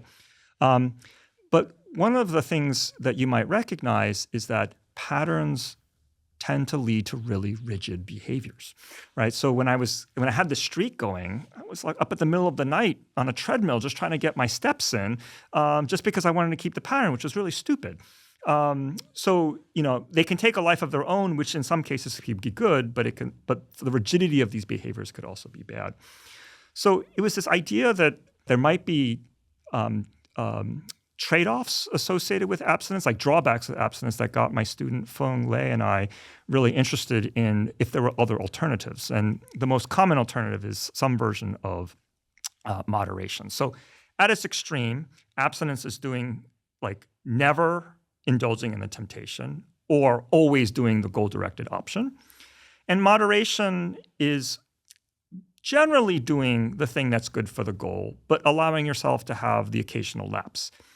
Now, I want to be clear here. This is not the same thing as failing, because failing or justifying something post hoc, you're not talking about the pattern of behaviors. You make that decision in the moment and say, well, the cake looks really good. It's sunny out. It's beautiful. I deserve the cake, and you eat it. That's sort of like a justification in the moment. When we're talking moderation, it's more kind of like I have the goal in mind, and with the goal in mind, I understand that indulging once isn't going to kill that goal, right? So it's not that I don't have the goal in mind and I just want the temptation. I have the goal in mind. I'm integrating it with the indulgence and saying this one instance isn't going to destroy my goal. It's a lot like saying, eating chocolate cake once isn't going to make you fat. Or eating a salad for lunch one day isn't going to allow you to lose weight. What matters is the sustained behavior over time. But you have choices about that pattern. You can either have it be completely consistent one thing, or you can have cheat days. And so we were really interested in some of the trade-offs. If you think about some of the trade-offs, abstinence, as I just mentioned, leads to really rigid behaviors. But computationally, like the choice is already pre-decided for you. You sit down, it's Monday, 5 o'clock, that's your exercise time. You don't have a choice, right? If you're following an abstinence strategy, the choice is made for you. It's really easy. So it's computationally simple. In principle, if you can hold on to that, it makes much more rapid progress because you never take a step back. You're always going towards the goal. But there are some trade-offs with this, like the rigidity, right? So it's Monday, 5 p.m., it's your daughter's wedding, but you're getting the workout in. Why, right? Like that lack of flexibility is kind of crazy. Once the pattern is broken, it's all or none. It's gone. So if you're abstinent and you have a lapse, the goal is done, right? You can't go back. My point here is that there are some trade-offs between abstinence and moderation, and we are really interested in trying to understand why people choose one versus the other for what kinds of tasks, what kinds of goals, and with the idea that maybe sometimes we're picking the wrong pattern for the goal at hand, right? So, for example, if I'm trying to be faithful to my spouse, right, abstinence is probably better than indulgence, because the thing about being faithful to your spouse is that if you have the one lapse, you are no longer a faithful spouse, right? Sort of by definition, that's a situation in which you have failed and that goal is gone forever. On the other hand, for a student studying for an exam, they can watch a little Netflix or they can study for their exam. Normally, those two types of conflicts, those two goals aren't in conflict. But if the night before an exam, now they're in conflict, do they exclusively study or do they give themselves a study break? In that kind of situation, a study break might be okay because taking 5 minutes for a study break doesn't mean that you fail at studying. So we're kind of interested in whether people pick certain kinds of strategies for certain kinds of conflicts, and also whether certain personality types might prefer certain kinds of strategies. So if I'm the kind of person who likes to keep things black and white, abstinence might be the way to go. If I'm the kind of person who likes variety, then moderation might be better. Another thing that we're really interested in is why people pick the wrong one. And one of the things that we've been finding, some initial findings that we have from our lab, is that when you present people with targets, other people who have engaged in abstinence versus moderation, at least the participants that we've asked generally say that the person who engaged in abstinence has better self-control than the person who engaged in moderation, which is interesting to us because actually moderation is more difficult. So you could have said that the moderation person has more self-control than the person who's abstinent because that's in principle the easier decision. But this suggests to us is that there may be a bias that when people are saying, okay, I want to go on a diet, I want to exercise more, I want to do whatever, they might be defaulting to abstinence when in fact they might be better off doing some version of moderation. Fascinating. Two of the best pieces of advice that I ever got for my academic career, but turned out to be valuable for all sorts of long-term goal pursuits and just life, is my dad, who's a scientist, he said, when I really hit the gas pedal on my academics, because I was coming from behind, coming out of high school, he said, listen, you got to be a long-distance runner in this game. There is a thing called burnout, and you just have to figure out what you can do consistently. And then a neurologist at Berkeley, who was also in the psychology department, Bob Knight, one time I asked him, like, what's the key to this whole thing? And he said, find a non-destructive way to reset yourself each week and figure out what you can invest 5 or 6 days per week and update that every 5 years or as your personal life changes. So what he was saying was what you can do as a graduate student is different than when you're a postdoc and when you have a family. And I said, what's your non-destructive thing? And he goes, completely mindless activities, in particular, fishing. I don't want to insult any of the fishermen and women in the audience. I have a lot of fishermen on my mom's side. But he just would go fishing not think about science, not think about anything. I don't know if he did it with other people or not, and that was his reset. And I think as simple as that advice is, it was really valuable to me, which is why I'm saying it now, because he was laying out a pattern. The week is a fundamental unit of work. And you have to figure out how to reset so that you can continue to come back and be that long distance runner. Otherwise, burnout is real. Physical burnout, mental burnout, and what's not sustainable is like not sustainable. I think one of the things that, one of the ideas that we've been playing around with is this notion that there might be sort of two modes of goal pursuit that people have. One of them is the single goal. Like, here's the most important thing in my life, and I'm going to sacrifice everything for it.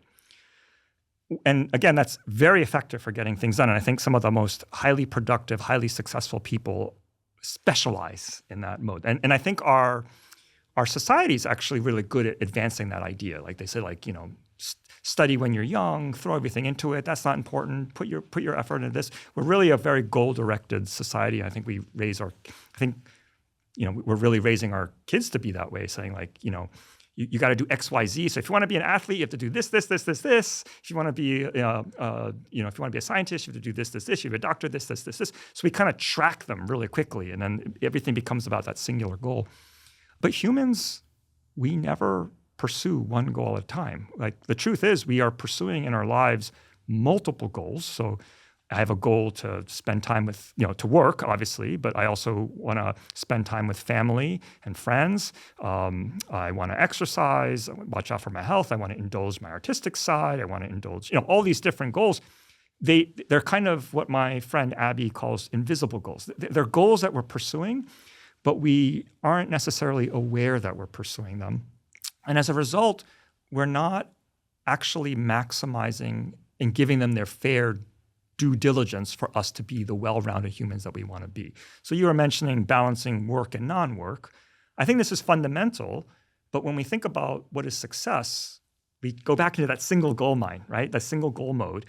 And one of the things, again, I think that's why people prefer abstinence over moderation. They're thinking about the one goal that is most important to them, and they're going to subordinate all the other goals, sacrifice all the other goals that they have for that one goal. But there might be something really healthy and wholesome about understanding that you're actually pursuing multiple goals and then realizing that you have to divvy your effort among them. And doing so systematically might end up helping all the goals in a way that's better than just pursuing the one and sacrificing all the others. In other words, the gain from pursuing all of them might be more than the gain of pursuing the one. And I think the philosophies of abstinence versus moderation kind of speak to that tension between, do I pursue the one that's really important versus do I spread my effort among the many? Certainly in the United States, we love to revere the examples of extreme performance. Michael Jordan, Mike Tyson, amazing gymnasts, Yo-Yo Ma, like all these people. But if you talk to them or people from the Tier 1 operations community, they'll tell you there was very little balance, yes. Certainly when they were ascending the ladder. But even to maintain high performance, very, very few people can do that over time and have a stable and healthy personal life. Some can, many can't. These days, there seems to be a kind of theme of demonizing people for being too extreme. After, I find it very selfish on the part of the public to, revere these people, glean all the rewards of the incredible, photos of Jordan dunking and the dynasties and all that, and then be like, oh, well, he was, compulsively competitive or something like that. Like, well, what do you want? Like, I mean, obviously he did it for himself, hopefully more than he did it for the adoration, but imbalance also brings extremes. We're talking about training a dog, right? I mean, you can get these dogs that can do extreme things well beyond what their breed represents, but that dog is not going to be like other dogs. Its neural circuits are honed around these training things, and that's what happens when you take young kids and you shape them around a certain behavior, academic or athletic. So it's easier to look at those examples and say, oh yeah, I don't want to deal with that, and so let's demonize them. I think we should celebrate those people if that's what they genuinely wanted, And we should pay attention to the fact that they became asymmetric in their wiring, literally. And most of us probably don't want that or aren't willing to make those sacrifices. And I think we can be okay with that duality in our heads. Like, there may be goals for which you pursue in that single-minded way. And because they're so important to you, as long as you're aware, so sort of like, do I want to be a specialist or a generalist? And you can't be both. So balancing your time and effort between those two modes, I think, is really important. You have to decide, okay, this goal is worth sacrificing for. These other ones are not. And as long as we're aware of the trade-offs, I think that's good. My concern is I think we often aren't aware of the trade-offs. We're only aware of the trade-offs in retrospect, after we've made the decision. So, those who have sort of more balanced their goals, they say, I should have put more effort into the one. I didn't achieve all the things I wanted to, and so they're regretful of that. And you also see lots of stories of people saying, like, I killed myself for this one goal, it did it, but I kind of wish I had, this other. And so I think the more we can do it proactively as opposed to retrospectively, the closer we will be to where we want to be. Again, I there's not much research on this, and I think that's what's really interesting to me about it. We can have this conversation. As a scientist, I'm a little frustrated that science hasn't quite caught up to these insights that we're talking about. If only, dangerous words. I don't spend a lot of time on social media. I have an allocated set of time. I have a separate phone for it, which helps. Talk about moderation. That really helps. So when people send me things on X or Instagram, I can't see it because texts come through a different phone. So it's allocated time. That's just it's been very helpful. But I have this kind of appreciation for, I don't know why, they're these high-speed cup grabbers. Do you know these people? So they set out cups or objects. Yes. Yes. And yet everyone's like, oh, it was sped up. And they'll do other things like run a clock in the background so you can see that it wasn't actually artificially sped up. And I'm like, this is so cool. And then I realize, I'm like, how much time did they put into this? And, I hope that they're happy in their high-speed cup grabbing. I don't know what they're sacrificing for that. But it's kind of amazing in this day and age that because we can put everything on display, there's more and more incentive to become hyper-specialized in something for mere attention. And I hope they're being rewarded handsomely in whatever way, psychologically or financially. But it's kind of interesting. I don't think this existed in the past. There might have been a traveling carnival or something where people would come through and do acrobatics. But we're in a time now where we can reach into our pocket and see the extremes of behavior, including these highly trained behaviors. So it's a very weird time that we're living in. And it sort of gives the impression that one has to be hypertrophied in one skill or one attribute, or else you're not really living, and nothing could be further from the truth. You're making really interesting observations about the current state of our society and also about the impact it could potentially have on motivation. I think the interesting angle for me in what you're just saying, you're asking whether these cup folks, cup stackers, are doing this for the attention or they're doing it for themselves. And I would say that the research suggests that they probably do it because they themselves love it. And it goes back to something that you said, a conversation we had earlier about doing hard things. Research suggests that when it comes to doing really hard things, especially sustaining that hard things over time, so you could do something hard maybe once when you're externally motivated, but sustaining that over time is really difficult if you are exclusively externally motivated. Research suggests that your self-control, or at least your performance and self-control, is enhanced to the extent that you're intrinsically motivated, that you enjoy it for the task itself. So there's research that Ayelet Fishbach has done, and Caitlin Woolley as well, where they've shown that, if you go to the gym and you only think about all the things that you benefit long-term from the gym, that your attendance at the gym is okay. But if they include intrinsic positivity or intrinsic rewards, like just listening to your favorite music while you're on the treadmill, increases your likelihood of going regularly, right? So the idea here is that it's easier to sustain motivation over time, especially when things are hard. That's when you need to sustain it the most, when you love what you do. If you can't find something to love, then you might be able to do it short term, but over time, you'll struggle to keep that motivation up, mostly because the rewards are not tracking with the difficulty of the task, right? That's led me to have some thoughts about how you build self-control and how you teach self-control. And I think the worst thing to do is to make someone, like the way that we currently teach self-control, I think a lot is in the classroom where we make kids sit in the chairs really quietly and it's sort of like rule imposed, this is what you're supposed to do. I'm not convinced that that's necessarily the best way to teach self-control, only because that's all externally imposed. The child does not want to sit there quietly. The child wants to do their thing. Instead, I think the best way to cultivate self-control for yourself or for others is to do it in a domain that you have intrinsic interest, because there's something where you will do the hard thing for a long time, but you'll also be more willing to explore and find better ways of doing something because you love it so much, right? So I used to practice martial arts, and I loved it. And I would lose a competition, or I would have a horrible practice, or I just couldn't do something. And what kept me going wasn't some desire to be better or some desire. It was really just the intrinsic love of the thing itself, the intrinsic love of the process that kept me in the game when things were the hardest. So, if I were to give advice to anyone about how best to cultivate self-control and to cultivate this ability to do hard things, it would first be make sure the thing that you are trying to do that's so hard is something that you love doing.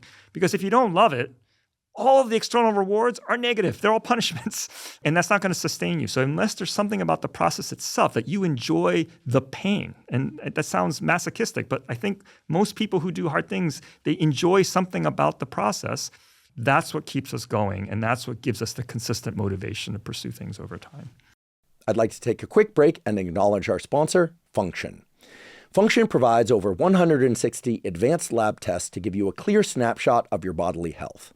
This snapshot gives you insights into your heart health, your hormone health, autoimmune function, nutrient levels, and much more. They've also recently added access to advanced MRI and CT scans. Function not only provides testing of over 160 biomarkers key to your physical and mental health, it also analyzes these results and provides recommendations for improving your health from top doctors. For example, in a recent test with Function, I learned that some of my blood lipids were slightly out of range. As a result, I decided to start supplementing with nattokinase, which can naturally help reduce LDL cholesterol. And it did. In a follow-up test, I could confirm that this strategy worked. My blood lipids are now back exactly where I want them. Comprehensive lab testing of the sort that Function offers is just so important for health. I mean, how else are you going to know what's going on under the hood? And while I've been doing blood work for years, it used to be time-consuming, complicated, and expensive. In fact, I used to spend thousands of dollars per year trying to get this kind of data, and the data, frankly, were not all that good. But now with Function, it's extremely easy and affordable. A Function membership is only $1 a day, $365 a year. And if you think about the information it provides and the health challenges it helps you avoid and the proactive things that it can do for you to enhance your health, I truly look at it as a savings. To learn more, visit functionhealth.com/Huberman and use the code Huberman for a $50 credit towards your membership. Again, that's functionhealth.com/Huberman.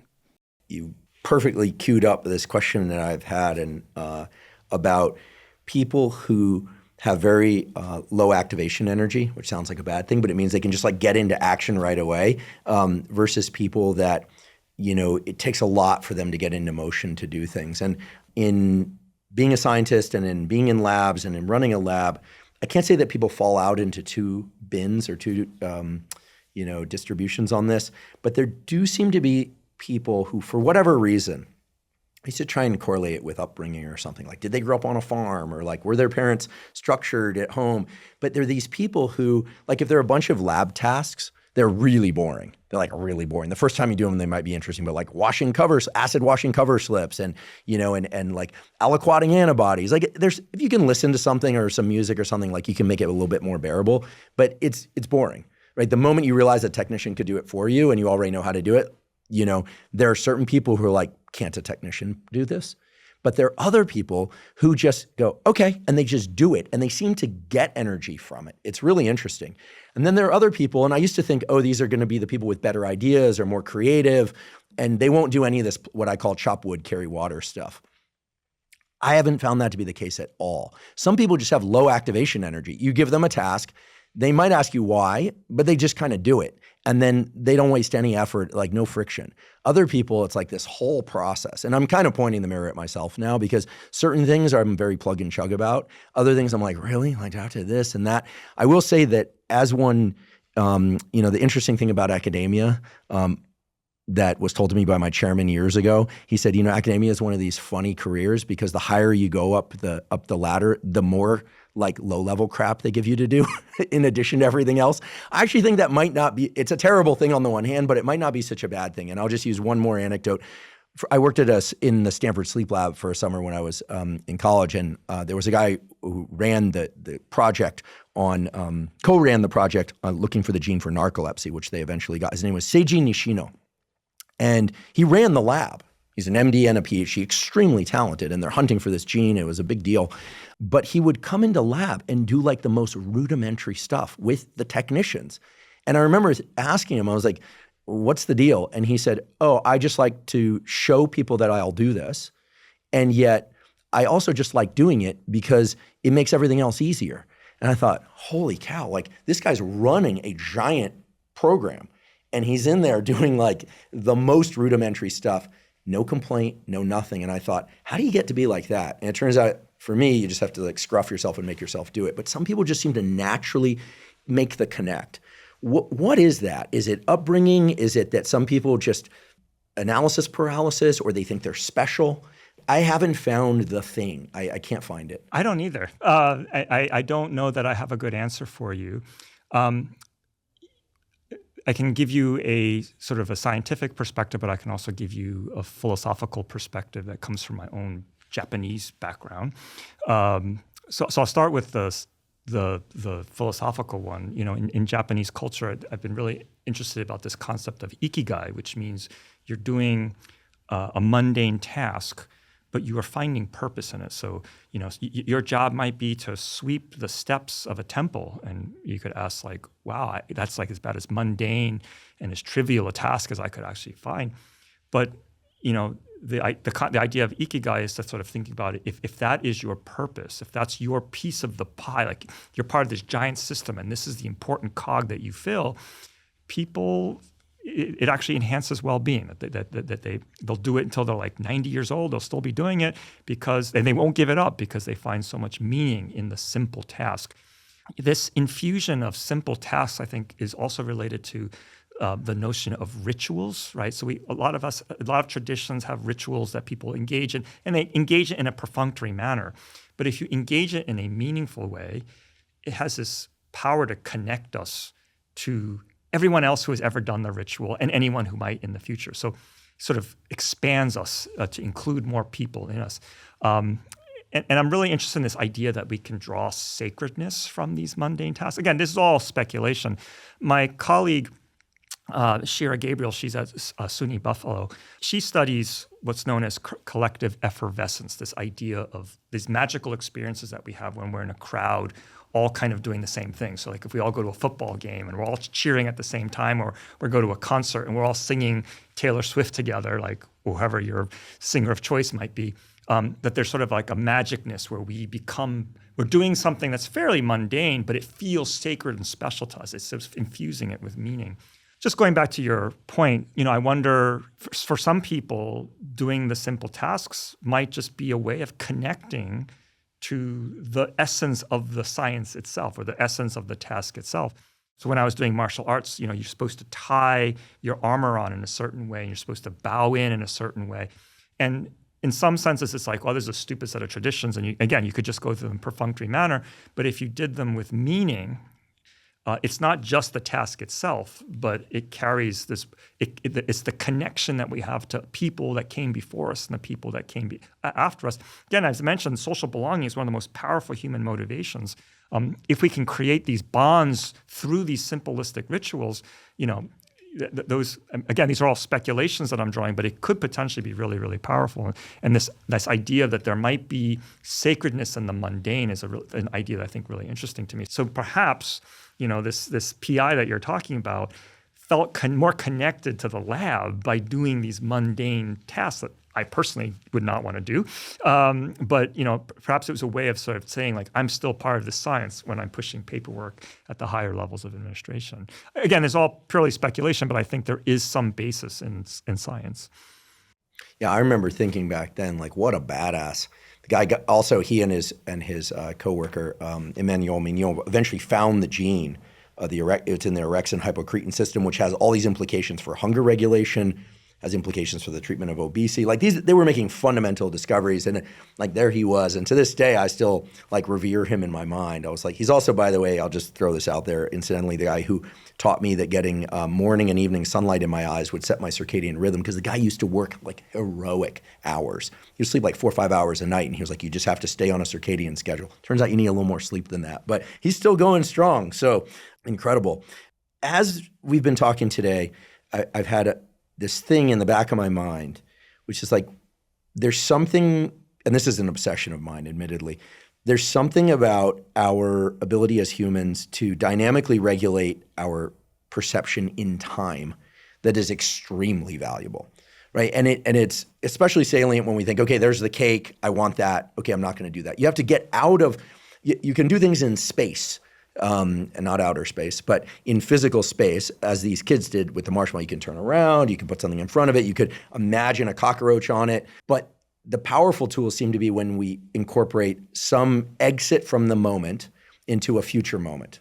Or we could think back. I mean, David Goggins will tell you, and I have a friend who's come on the podcast before, and Samar Hattar is a scientist, and he talked about how he was very, very overweight, and he's doing great now with his health. But David will tell you too, like the fear of being that again is also a motivator. So thoughts to the past, linking the present to that and to a future concept. What we're talking about is mental time travel. And this is a pretty high level thing that I'm assuming my dog, when I put a piece of meat in front of him on the floor, can't do unless I give him a command and I take it away if he doesn't obey the command, which is how he learned it so fast. So when we're talking about dynamic time perception, we know that that's harder when we're under conditions of stress. When we're more relaxed, it's easier to do. So does any of the work that you've looked at in self-control actively incorporate the notion of self-regulation, how calm or how anxious one is? Because we hear this like, oh, some people don't eat when they get anxious, but a lot of people just become anxious eaters. Or, for people in 12-step for alcohol, it's like never be like, what is it, like angry, tired, et cetera, for these very reasons. I think what you're saying is fundamental to understanding self-control. Self-control fails when we are not able to move in distance, right? So I talked about how self-control is distance dependent. When it's far away, it's easy. When it's close, it's really difficult. And so many of the most effective strategies in self-control require either physically distancing yourself, as you've already talked about, or psychologically distancing myself, finding ways to either to activate the mindsets that I have when the thing is distant. So I'm thinking about it as if it was distance, even though it's proximal, or finding other ways to frame it as if it's distant. So as I said, in my lab, we talk about, again, when things are far away, we tend to think about things in terms of why, but when they're close, we tend to think about them in terms of how. And so in my lab, we sort of stress knowing your whys as one way to extricate yourself psychologically from the situation that you're currently in. Now, you mentioned things like, being drunk or being angry or being tired as things that predispose us to self-control failure. I don't know if it's necessarily that it's difficult, or if it's just they bias us in one direction or the other. And, strong emotional states, we know with alcohol, it creates myopia. We know that when we're tired, we tend to think more myopically, more here and now, because we just want to rest. We don't want to think about the long term. That our mind there's a tractor state towards being very concrete and thinking about how, and which again brings us actually proximal to the temptation. So I'm not sure that it's necessarily harder to do in the sense that like it's that much more effort when all else is being equal. It's just that the situation has put us in a situation where it's a lot easier to think proximally than think distally. So what are some other ways in which you can get more distance from a temptation that's not necessarily thinking about why versus how? Other ways might include, and these come from my colleague Ethan Cross, who I know has been a guest on your show, referring to yourself in the third person as opposed to me, right? So I might say, what does Ken want to do in this situation versus what do I want to do? And just simply referring to myself as other people, not me, but as other people would create psychological distance in the space that gives me just enough to think of it as far as opposed to close. I mentioned also a study that, what would Jesus do, for example? He did this with kids, Angela Duckworth and Rachel Carlson at the University of Minnesota. They brought kids in, and in one condition, they just had them do a task that required self-control as they normally would. But in the experimental condition, for the boys, they gave them they gave the children various costumes. They could pick the costume that they wanted to wear the most. It's like a little boy might put on a Batman cape and cowl. And then they were simply asked, as you do this task, we want you to ask the question, what would that character do? So a boy might say, what would Batman do? And they showed that thinking like Batman made them have better self-control. Now, there's many reasons for this, but the reason that they emphasized was that Batman isn't the kid. And so they created distance by emulating somebody else. Research has suggested that the simulation of someone else's mind, in order to simulate someone else's mind, we actually activate the neural circuitry necessary to have that mind.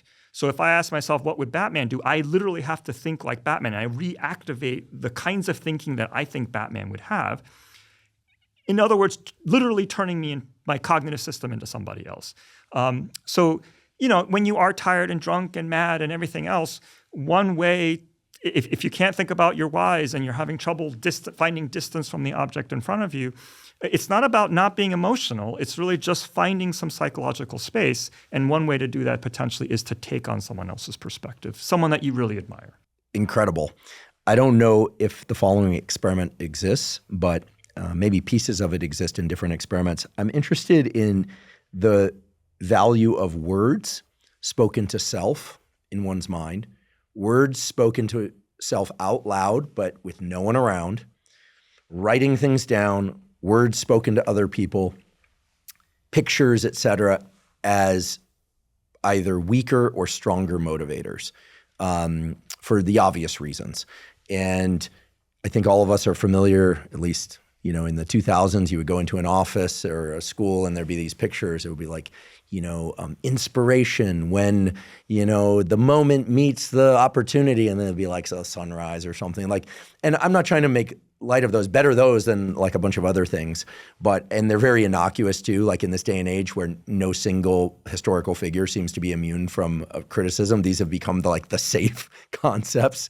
I was sort of half chuckling, but what is the value of telling oneself like, Andrew, you got this, or telling someone else I'm going to do this. I don't know, maybe using AI to create a picture of yourself in the future doing something or having done something. Surely these experiments have been done. I know some of them your laboratory has done. What is the most potent tool? And I have a feeling you're going to say all of them.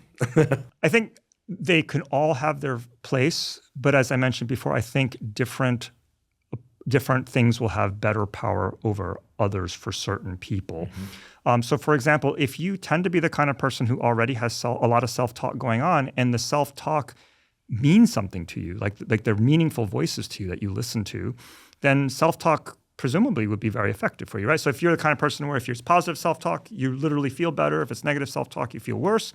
Then perhaps strategically trying to change that self-talk could potentially have a really powerful effect on you. Some people talk about visualization. So I mentioned one thing I forgot to mention with respect to distancing strategy. One distancing strategy is to take a third-person perspective versus a first-person perspective on the thing that you're looking at. This doesn't work for me at all because I'm not a particularly visual thinker. I think in words. So for me, words are more effective than pictures. But if you're a much more pictorial person, and we know that this is a distribution, that some people are more pictorial and some people are more verbal, then perhaps visualizing yourself engaging in the behavior would be more effective.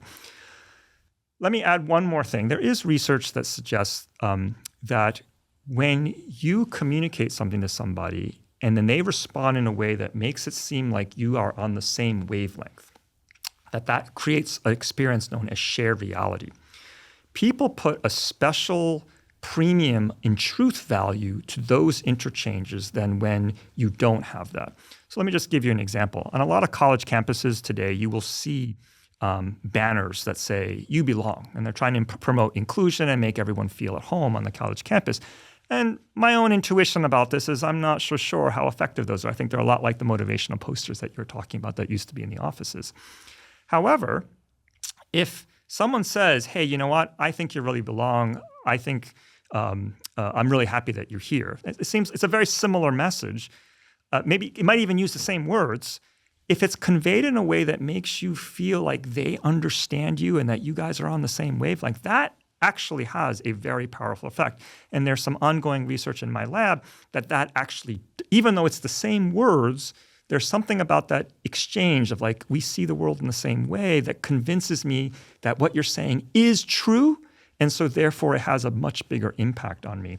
So I bring this all back to self-control by saying, well, so you talked about, is self-talk more effective than other talking?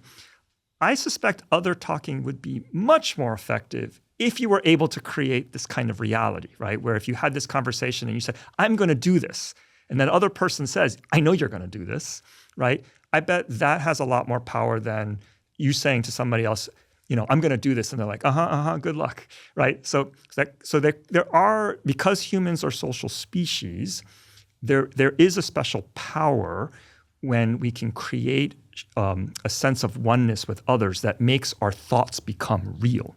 So if by saying it, by writing it, my thoughts are becoming real and have more power over, those are much more likely to have an effect. Again, this is all pure speculation, but I think it fits what we know about psychology. Yeah, it's incredible. I'm remembering a recent conversation where, we was kind of playing with the idea with someone, like it's the old, riddle, if a tree falls in the woods, and no one's there to witness it, did it make a sound? It's sort of like if we have a thought or an experience and no one was there to hear it or witness it, did it really happen? And we know it happened, right? We can be alone and we can have a thought, but there does seem to be a sort of loop that closes and gets enhanced. And I'm not trying to be mystical here. When something that we say or do is witnessed and registered. This can go in multiple directions. I'm reminded of a just very brief story. I have a good friend. His name is Ken Rideout. He's one of these incredible parents and is a husband to his wife. And he comes from a really hard Scrabble background. And he's this incredible endurance runner. And in his 50s, he's like crushing races. And he was doing a race in like the I think it was like it was like the Gobi Desert, I think is what it was. And he's super competitive with himself and everyone else. But he was hurting one day, and I think he ran up next to the guy who was leading the race, took out his earbud and turned to him and he said, in kind of psychological warfare manner, he said, I don't know what it is about me. I just don't get tired. And he said he registered the fear on the other guy's face, and he just crushed him that day. And he won, of course, in Ken Rideout, typical fashion. He's an amazing guy. He has a book out that's like really, it's super worth reading because of his trajectory, like David Goggins or these other guys. And the fact that he wrote a book is interesting, right? It's not just, there's something about externalizing these thoughts. I am sure somewhere in his mind, he didn't necessarily believe what he was saying. Everybody gets tired, right? Even Ken Rideout gets tired. But there's something about externalizing it, seeing that validated, that makes it more true to ourselves. And that's a kind of a competitive example, but there are also beautiful examples of that. Like you said, where someone's like, "I believe in you, like you can do this." And it completely changes our notion of what's possible. I certainly experienced that in a non-competitive arena. So something there, I guess that's a note to the person or people hearing somebody's goal or wish to like tune in, because those are potent moments or potentially potent moments. I'm always struck that, the impact that we have on our students, especially our graduate students and stuff, they're not the things I think they're going to be. They always remember these side conversations where, you acknowledge some small thing that was going on in their life. But again, for them, it was that sort of moment of like, I'm bringing to reality some of the thoughts that they were having, and hearing me say them or hearing me verify some of these thoughts had an incredibly uplifting event. As you say, it can also have an incredibly crushing event. So if I'm having insecurities and I'm sort of harping on those, acknowledging that those insecurities might have a truth to them, they could be incredibly damaging. But I'm always amazed by how inspiring it can be. Someone that you really respect, they know you have this goal, and then they say like, I know you have this goal and I think you can do it. Like it brings, that's what I'm talking about, the shared reality, the social validation of this belief makes it more real and thus has more power. We know that writing thoughts down can be a very powerful thing as well for emotion regulation and motivation. I think part of that is just the actual sharing part, is the fact that now that I've written it down, I'm now looking at it as if it was not me, right? So now it's not me, it's words on the page, and that brings another level of power that I didn't have when they're just floating. So I think all of these strategies that you're talking about, self-talk, writing, talking to other people, I think they can all be powerful in the right way for the right person, but they may also exist on a continuum of potential potency, both good and bad. What I'm about to ask sort of gets into the realm of like performance, but I could imagine it being used for any number of things. Music, in particular, the music that we listen to at a particular stage of life, is able to embody a lot without us having to like script out complete sentences. It's sort of a time-space travel of its own, right? There's certain songs, I'm sure for you too, I hear them and I teleport back, Is it possible to build these anchors, like have a song or something that you associate with a time of like working through struggle, that the process is captured in that and then you can reapply it? Like, do those tools really work? Because there was this phase from about like 1998 to about 2015 when like TED Talks and books were chock-a-block full of this stuff. It's not clear to me that they work or that they don't work, but music's a powerful anchor.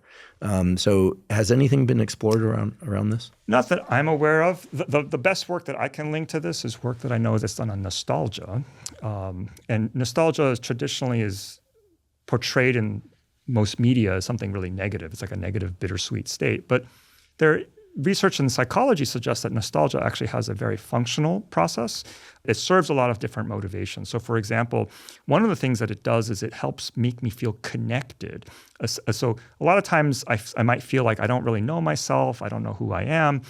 And nostalgia is a way of, as you used the word anchor. It allows you to time travel and anchor, and then more importantly, see a sense of self-continuity, that I can see how I was there then, and I can see how I am now, and I feel a sense of connection, a sense of oneness. And that can have a lot of positive benefits to the extent that that's what you're looking for. So, to the extent that music makes you nostalgic, and I think a lot of the music that we love most has an element of nostalgia to it, I do think it serves a very important distance traveling function, time traveling function. And you use the word anchor, which I really like too. It reminds us who we are, where we've been, and who we've become. And we know for humans that's that narrative, that sense of continuity is also very important for existential reasons, that I belong here for a reason, that there's a purpose.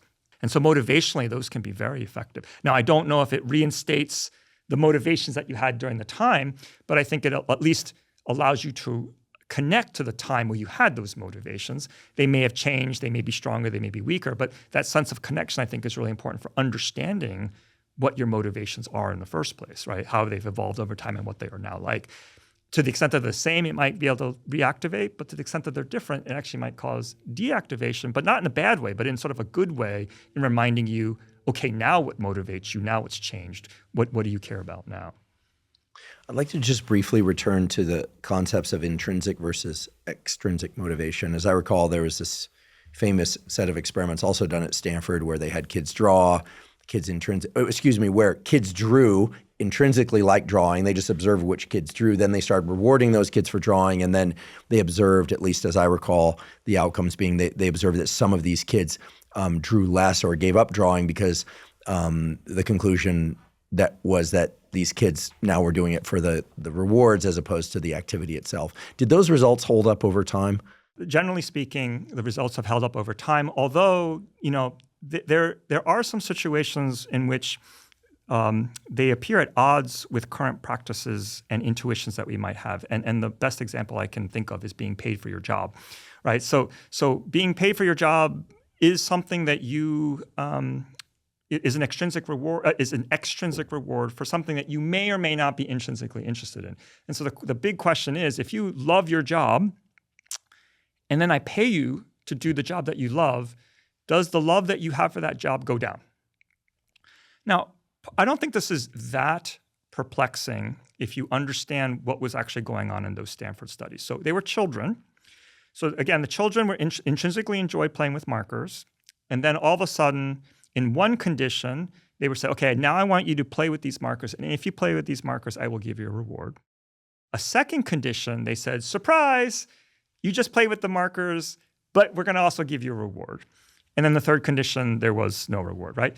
And where you saw intrinsic motivation go down is when the child knew before they got to play with the markers the second time that they were going to get the reward. So they knew they were playing with the markers to get the reward.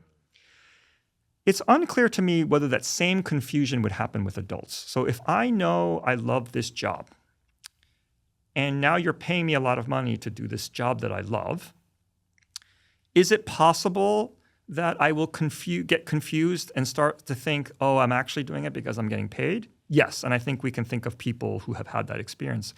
But you can also imagine that as adults, I know what I love. And I'm not even paying attention to how much money I'm being paid, even though I'm being paid. What matters here is the confusion. Why am I doing what I'm doing? And you could imagine with adults, if I'm really clear why I'm doing what I'm doing, that confusion might be less likely to happen than if I'm not as clear about what I really, really love. Now, I will say what I just said is very controversial, and I'm sure the psychologists who are listening to this are going to be all up in arms about how that can't be true. I think there are multiple theories about how intrinsic motivation works, and I'm drawing for those expert listeners from the attributional approach. And what matters here is the conclusions one draws from one's actions. Why am I doing this? Depending on how I answer that, will dictate how my motivation flows. If I'm doing it because I'm trying to get the extrinsic rewards, then it becomes extrinsically motivated and my motivation drops. But you can imagine, again, with adults, those who really know that they love the thing and they're really certain they love the thing, they may be a little bit more resistant to that. Interesting. And as adults, we can also connect dots and expand our whys. Say, well, I love doing this thing, get paid for doing it, and those resources can help me provide for others who I also love. So it's sort of exponential. I remember a salary discussion with my chairman, not at Stanford, but when I was down at UCSD. I won't mention who it was. You'll never figure it out, folks, because there were several chairmen during my time there. And I'll never forget, during a salary negotiation, he said two things. He said, A, you can't make more money than me, which seemed fair. He's running the department. I was a junior professor.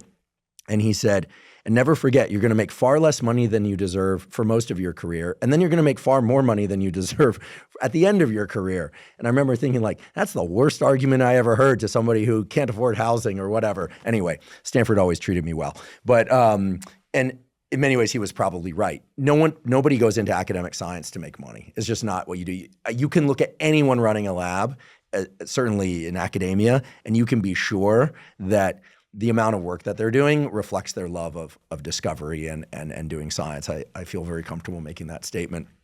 But in a lot of careers, people do make a lot of money for something that they intrinsically loved. I'm thinking about performing artists, for instance.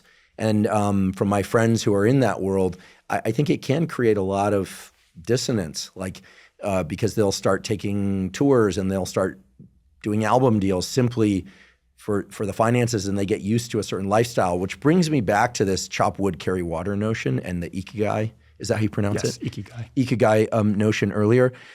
Several of the people who I've observed have incredibly long, super successful creative careers. I've been fortunate enough to speak to some of these people and know a few of them. And 100% of them will say that they still engage in a lot of mundane tasks throughout their day. Yeah, they have a lot of hired help and things like that, but they're still picking up after their kids. Some of them are still edging the lawn. They're still doing these things because when they didn't, they thought that all their time would expand into doing their creative work, and they found that wasn't the case. They actually had lower motivation. And I'm sure there are exceptions to this, but I don't know, there's really something to this, staying in the groove of what you were doing in the early to maybe mid portions of your career when you were climbing the rungs. It's almost like a mental muscle. Yeah, it seems to me a little bit like just staying. I guess I mentioned before, staying connected to the process, to the way that I used to do things. I will say we have to be really careful though, because I think this relationship between external rewards and intrinsic motivation can be exploited. So there's some research suggests that when we know somebody loves the job, we don't feel the need to pay them as much because we know they'll do the job anyway, right? So whereas if you took two people, one who is intrinsically motivated and one who's extrinsically motivated, you have to pay the extrinsically motivated person a lot more money to do the same job than the person who's intrinsically motivated. But it begs a lot of questions about fairness. Should you really be paying two people different amount of money when they're doing exactly the same task just because they have differences in motivation? And in some respects, you're almost rewarding the person that you probably don't want doing the job because they're just doing it for the money as opposed to they really love what they're doing. I think a lot of employers would like to believe that or like to have employees who are intrinsically motivated, because people who are intrinsically motivated will often do the extra step. They'll do the hard work. But again, there's always this concern that they could be exploited because we know, because they derive some value from the work itself, that we might have this perception that they don't need to be compensated quite enough. So there is this exploitation effect that's really dangerous and pernicious. Are there any elements of Japanese culture that you wish you saw more of in the United States for, let's just say, your students and for young people in general, but maybe adults as well, and vice versa, that in the context of your work, because they are very different places culturally. Certainly there's overlap too, but numerous times across our conversation on and off microphone, we sort of touched into some of these really incredible concepts in Japan and Japanese culture. Certainly we have them in the United States and elsewhere too, but you're in a unique position to answer this if you're willing. And I'm always interested in how concepts from other cultures and our own could be, looked at. Well, I should say first and foremost, I'm Japanese American. I'm Nisei, so I was born here. So I have never lived in Japan. So I think a lot of Japanese listeners might say, oh, he's not really Japanese. I'm definitely Japanese American. My connection to my culture mainly comes from food, because I like eating and cooking, mostly eating. And I also, as I said, I used to practice martial arts. I used to practice the Japanese martial art kendo, which is sword fighting. I've never actually thought about this question. So the question that you've asked is a really tough one for me. And I'm going to have to just sort of think on the spot. I think for me, one of the things again, psychology, I think, is starting to come to grips with it, but a lot of the work on mindfulness, I think, is really interesting and important. But I don't know that we recognize enough is sort of the importance of breaks, opportunities to take your foot off the gas. Again, I'm not so sure Japanese culture in society that they're good at that either. The stereotype is that they work all the time, so maybe they have just the same problems that we do. But from the outsider's perspective, at least the notion of mindfulness suggests that there are times where we need to not be so goal-directed and so driven, but instead just enjoy the moment. But it's not even enjoy the moment like I'm going to enjoy this chocolate cake. It's like just enjoying being here in this moment. I think that's an interesting idea that I think in psychology we are wrangling with. There's a lot of research in this area, so perhaps it's not quite answering your question. The other notions that I think are interesting is just sort of the notion of this notion of Wabi-Sabi, that there's beauty in decay and non-perfection. And again, I think that's an idea that can be foreign in the Western cultural space, where, like if we think about our landscaping, or we think about, what we want, the way that we dress, it has to be perfect, right? Like, so we get all this cosmetic surgery, or we, buy all these clothes, and if it's one wrinkle, we have to, change clothes or whatnot. Like you mentioned the word optimization before, that things have to be perfect. Where in Japanese culture, there's a beauty in the imperfection. In fact, you actually intentionally build in the imperfections to have beauty. And I think, again, in the context of this conversation that we just had, embracing the suck and starting from the place of not being perfect to try to strive for something better, again, might be an idea that we could incorporate. And we also already talked about Ikigai, this idea of finding connection and expansion and meaning, purpose in something really mundane or ritualistic or simple. I think is also a really interesting idea that might sort of explain some of the lack of happiness that we're currently experiencing in our own culture, where we're constantly future-oriented and we're always looking for bigger things as opposed to finding beauty in the simple things that we do. Like the most mundane tasks that we do might be the most important things that we do, but we just don't code it that way because our eyes are on the prize downstream. And I wonder if that too might be an interesting idea worth exploring. It's interesting to think about your answer in the context of the mundane or the chop wood, carry water type thing, plug and chug, whatever people want to call it, because therein seems to be at least part, if not all of the operations that we're applying to the big lofty goals just on repeat with this thing, this concept, like I'm going for this big whatever, trophy, degree, founding a company, building this, like when we think about external things, but even for people who have like a really big family concept, it's beautiful, right? But I've seen a lot of people crushed under that pressure too. And then they end up with a kid who doesn't fit into their family concept, and it's like completely destabilizing for all their ideas. They thought they could script it out according to their family album from the past. I don't wish that, these hardships on anyone, and yet they're kind of like the stuff that make life great too, in a weird way. Yeah, that brings us back to the idea of Wabi-Sabi, like beauty in the imperfection, beauty in the decay, and like we can embrace what is not perfect, which seems, just sort of thinking about my own life, like, wow, that's, in some sense, that's totally foreign. You're taking pictures and it has to be the perfect picture. You're saying this perfect family. Like we have these mental models of what the goal is, and we only achieve it when you're there. It's interesting to think about giving some degrees of freedom in that and finding meaning in that. I think that's a really interesting idea. Yeah, it's actually one place where social media has, in my opinion, has shown a bit of humanity, contrary to the stereotype. Like, I see a lot of social media stuff, and sure, like you'll see incredible feats of artistic or athletic or whatever, and they'll get like tons of views and likes. But every once in a while, someone will come along and very authentically, like, confess a failure or come along and just, express a hardship that they're going through, or a win that doesn't really fall within our normal notions of what a win is. And it's like an avalanche of interest in those. So I think there's a natural kind of magnetism to these like just human elements. So I appreciate you being willing to take that answer to answer that question, on the fly, because it's not within your PubMed profile. But I do believe that the people we are comes to the science we do, and numerous times throughout today's discussion, I've detected these elements of like who you are in this, and it's impossible to Absolutely. separate. Absolutely. So thank you for the consideration. And as a final question, I'm actually just really curious what you want to do now. Like what is the experiment you're working on now, or the dream set of experiments that you think can really move the needle forward in your own concept of this work? Because clearly you're very focused on it, and we're very grateful that you're doing this work. But yeah, like what are you most excited about right now? One is we tend to think about self-control, again, at the tactic level. What do I do to overcome this temptation?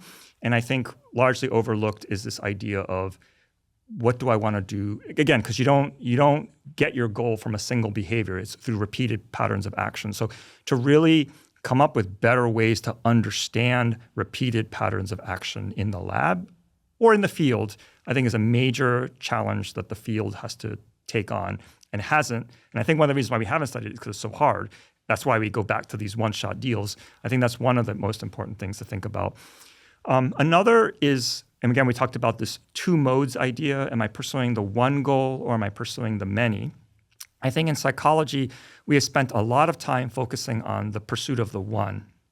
And we haven't really done a good job of sort of embracing the pursuit of the many. To the extent that we have, it's usually like two goals. So like work-life balance, we'll look at how people navigate those. But as I mentioned before, we have more than two goals at any given time. So how do we integrate all of these goals? How do we pursue them all the time? How are we juggling all these balls and keeping track of them? Are there goals that we have that we're not even aware of, that we're actually pursuing? Really interested in that. And related to that is sort of fitting goals into the broader constellation of all the things that we want, like connecting goals to these big underlying values and motivations that we have. that link is not really well understood. So we talked a little bit about getting our ducks in a row, seeing like the whys of a particular, like when you think about your goals, the broader motivations of what motivates them. How did that come to be? Like, did our system just know that these things were aligned and now retrospectively we're making the connections? Or does making the connections have an important impact? So not just multiple goals, but also levels of goals and how they connect to more fundamental motives and how we know that what a goal is right for us, I think fundamentally requires understanding whether they resonate with these broader motives that we had. And again, as you mentioned, also like getting things aligned, like that alignment idea. I don't know that we really understand how people do this. It's magical. When we get it right, we do amazing things. How do we know it was the right thing to do? Like, there's no textbook, there's no wiring. So what are the cues? What are the signals? How do we discover what we really want? Those kinds of things, I think, are the future of our science. I don't know that it's going to require a lot of methodological development, but I think those are the big questions I'd like to see us address. Awesome. I look forward to seeing what you and your colleagues discover next. And I want to thank you. Thank you so much for coming here today, sharing the work that you've been doing in your lab. When I discovered your webpage and saw a few things you had done previously, I was like, I really, really want to sit down and talk to Ken, because I can tell that not only is the work embedded in something that we all grapple with, and that's extremely important to life advancement, no matter how ambitious or non-ambitious somebody is, but it's also clear that you're bringing in a real understanding of just how dynamic our lives are. It's like not one goal, and studying these things in isolation has served us well, I think, in the past in building a framework. But I think it's just terrific the way that you're throwing your arms around all of it. And as I mentioned before, it's clear, whether you intended it or not, that you bring a lot of humanity to this in considering, yes, there are answers. They vary. You need a dynamic toolbox, and yet there's evidence that certain things really work. So I know I'm going to incorporate a number of things that you shared today, and I know our listeners will as well. And so thank you for doing the work you do. Please come back again and update us as things evolve. And once again, really appreciate you. Really honored to be here. Thank you. Thank you for joining me for today's discussion with Dr. Kentaro Fujita. To learn more about his work, please see the links in the show note captions. If you're learning from and/or enjoying this podcast, please subscribe to our YouTube channel. That's a terrific zero-cost way to support us. In addition, please follow the podcast by clicking the follow button on both Spotify and Apple. And on both Spotify and Apple, you can leave us up to a 5-star review. And you can now leave us comments at both Spotify and Apple. Please also check out the sponsors mentioned at the beginning and throughout today's episode. That's the best way to support this podcast. If you have questions for me or comments about the podcast, or guests or topics that you'd like me to consider for the Huberman Lab podcast, please put those in the comments section on YouTube. I do read all the comments. For those of you that haven't heard, I have a new book coming out. It's my very first book.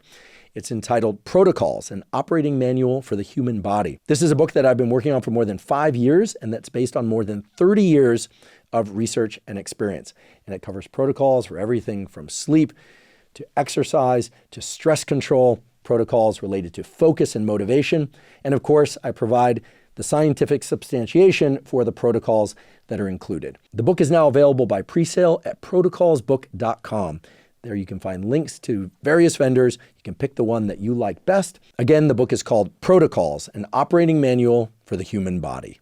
And if you're not already following me on social media, I am Huberman Lab on all social media platforms. So that's Instagram, X, Threads, Facebook, and LinkedIn. And on all those platforms, I discuss science and science-related tools, some of which overlaps with the content of the Huberman Lab podcast, but much of which is distinct from the information on the Huberman Lab podcast. Again, it's Huberman Lab on all social media platforms. And if you haven't already subscribed to our Neural Network newsletter, the Neural Network newsletter is a zero-cost monthly newsletter that includes podcast summaries as well as what we call protocols in the form of 1 to 3 page PDFs that cover everything from how to optimize your sleep, how to optimize dopamine, deliberate cold exposure. We have a foundational fitness protocol that covers cardiovascular training and resistance training. All of that is available completely zero cost.